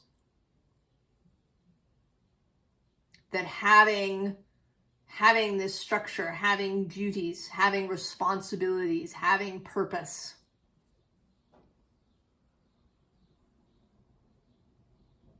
is how many people want to move. And that's not to say that we're looking for tyranny. But I think that tyranny finds an easy in when there's too much, when there's no walls at all. I think that's really uncomfortable. I've been sort of talking in the readings about Neptune moving through Aquarius and Pisces especially, that it creates a kind of existential dread and uncertainty.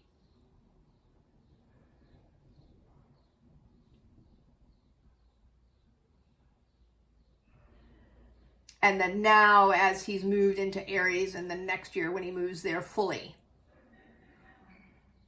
that we may find our way to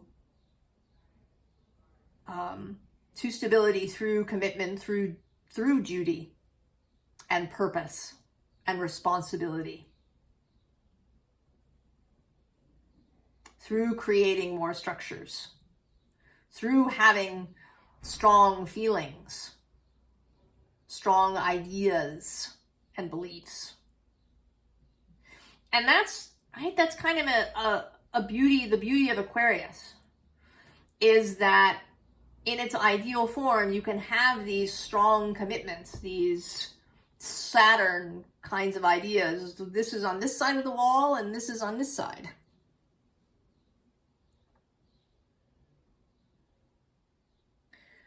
But that there isn't fear of what's on the other side of the wall. That there's an understanding that we can, have our group over here, and you can have your group over there. And that's fine. That we don't have to fear one another.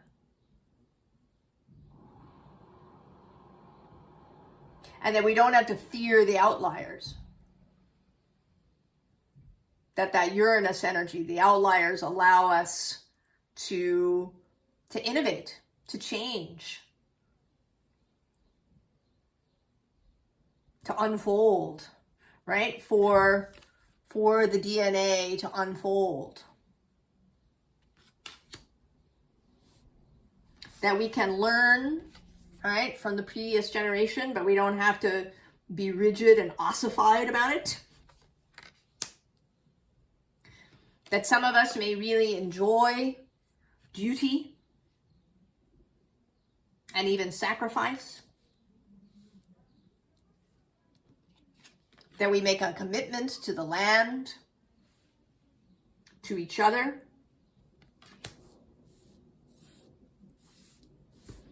Oh, Aquarius. What do I want to find in here? I've been looking for a card in each deck. Well, I think it is the star that I want to find. The guiding star.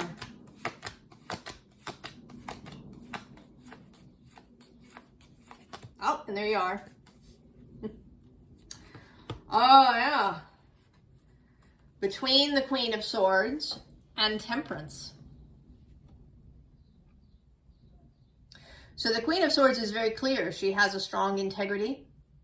She has strong discernment. She knows what is right for her, what she believes to be right, what she believes to be wrong. And then Temperance is moderation. Not being extreme. allowing some change to happen, having compassion, having the ability to see other perspectives.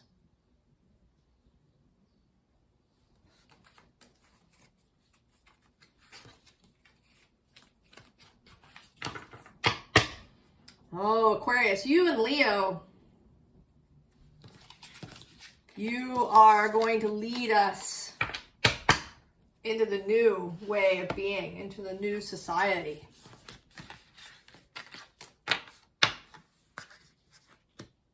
I'm excited for it. I think it's going to be awesome.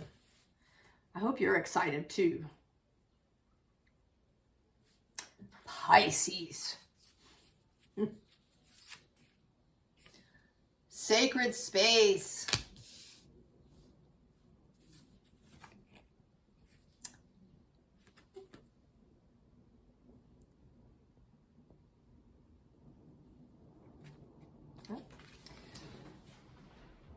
My battery is low. I'm going to plug myself in. Pardon the shaking.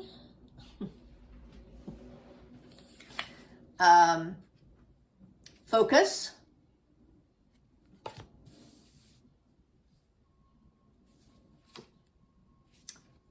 Growth. Oh, reveal the lies. Pisces. Oh.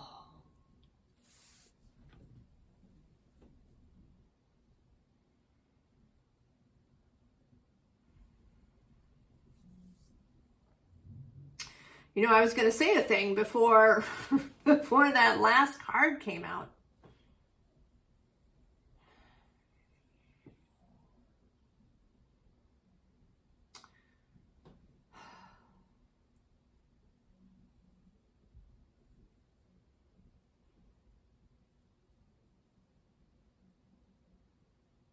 You know, it feels to me like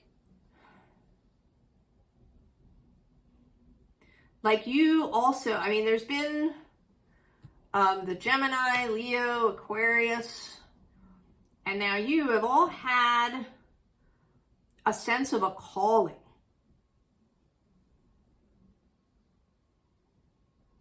In this change that's upcoming. And I want to say that you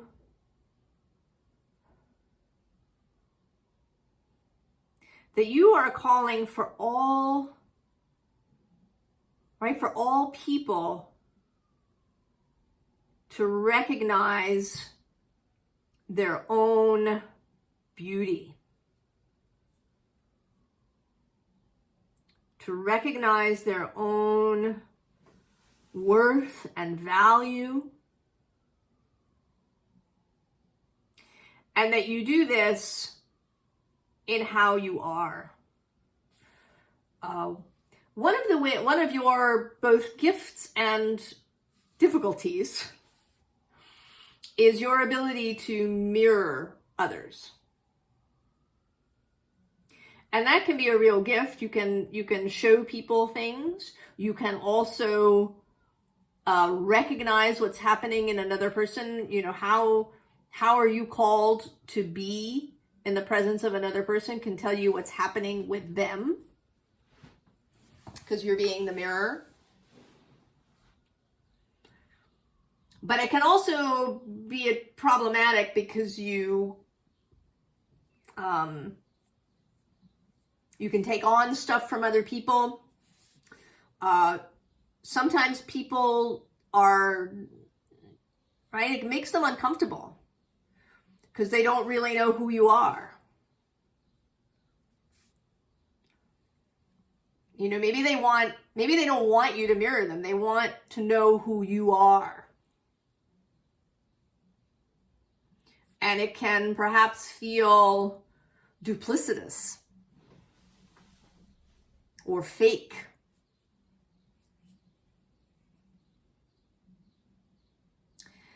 And so I want to say that you are learning to really take command of this skill that you have.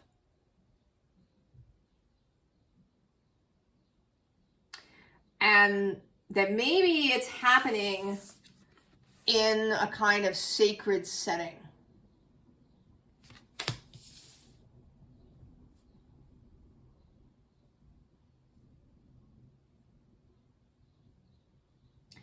That this is for you, not just in how you are when you meet with people. I think it's both. It's how you move through the world. That you're going to really take command of this skill. You're not just going to default to mirroring somebody.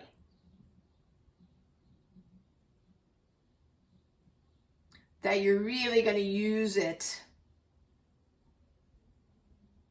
as a way to understand others. Sometimes as a way to make somebody comfortable if they're freaked.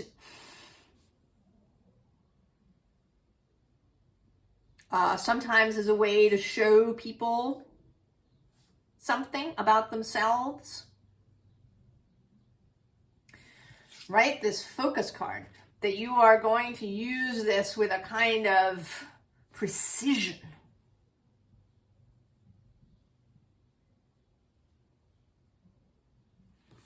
Right, revealing the lies that we tell ourselves.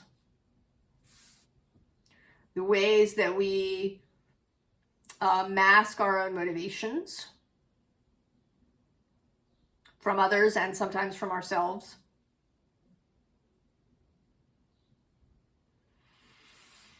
Oh, Pisces. I'm not surprised that your deck that waited to come out is this Boadicea's Tarot of Earthly Delights.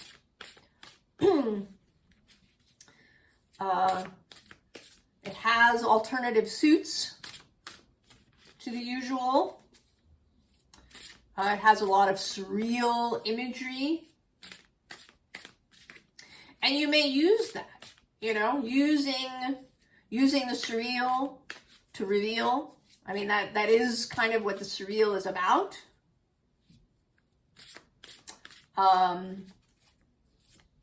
Allowing us to see other things. You know, we don't want to live in a surreal place. We don't want to turn everything on its head all the time.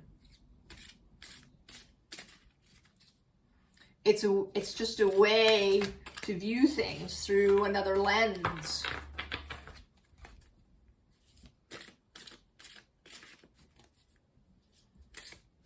So really learning to be so skillful with this Piscean energy.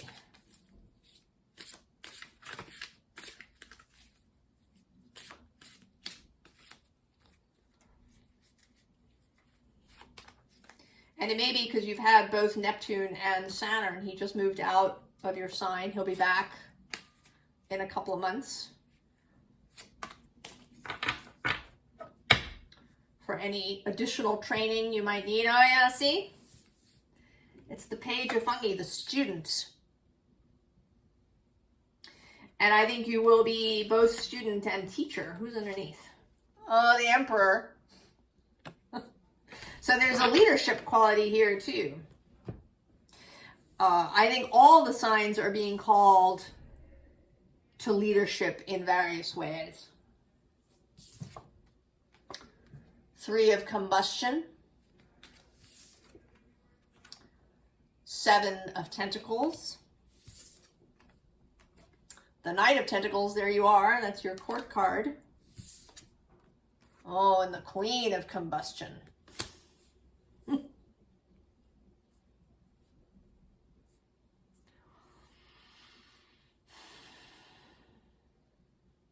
So yes, the precision use of your Piscean skills. Right? This creation of the container of sacred space.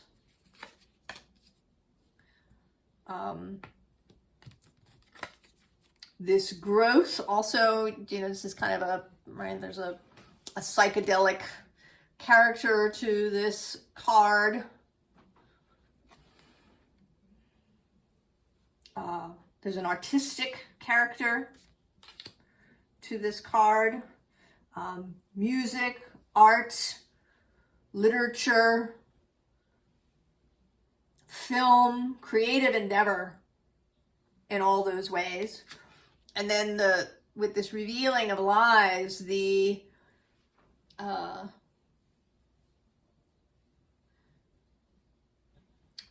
knowing your own motivations, learning to discern the voices that you have in your head. You know, just because a thought occurs to you during a meditation or a journey, it doesn't necessarily mean it's coming from source.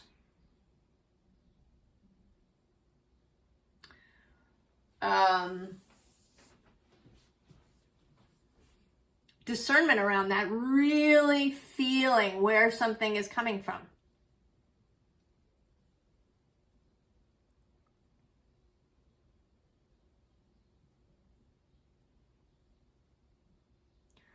Really knowing yourself well. You know, what are your motivations? Do you have a tendency in certain ways? And showing other people this really clearly. There's also this, right, this visioning of the future. This ability to choose. Kind of all the mutable signs have this skill in their different ways. All right, Gemini can sit in the maelstrom of information and choose. Virgo, who's your opposite sign, excellent at choosing what they want from a very practical and precise perspective. Sagittarius, the single target. And then you, the ability to choose through spiritual, and I don't want to say enlightenment, through spiritual mindfulness, through connection to source and soul. And then the Knight of Pentacles, devotion to love, to romance, to creativity, to growth, to revelation.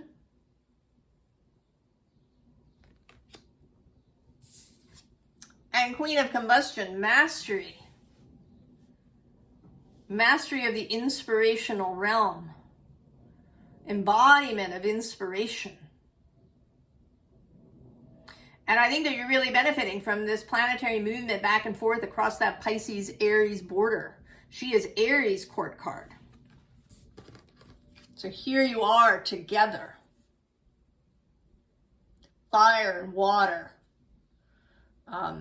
Spirit and inspiration. Courage and faith.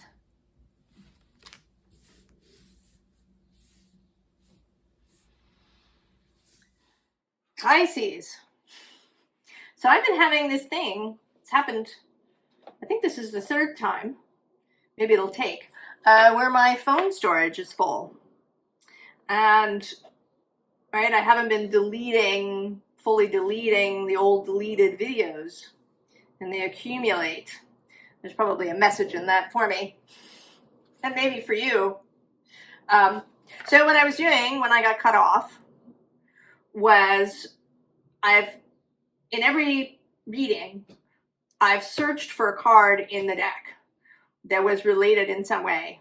And the card that I went to search for you was the High Priestess. And I found her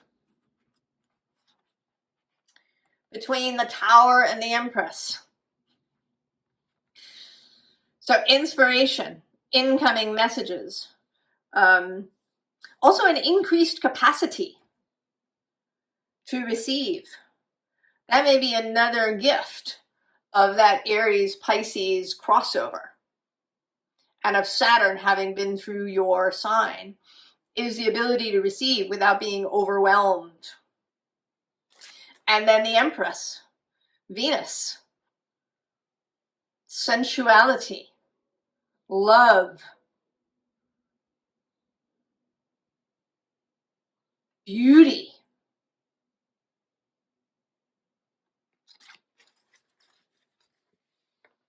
That you are really learning to embody all of these things. And to have these really precision skills. This, right, this real combining of the Virgo Pisces axis as the North Node moves through your sign. There's a real upgrade of skills,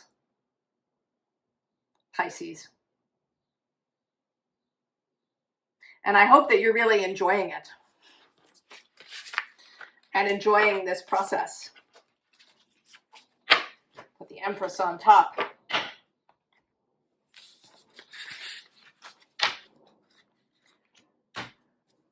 I wish you the very, very best, Pisces. And I will see you next time. So long.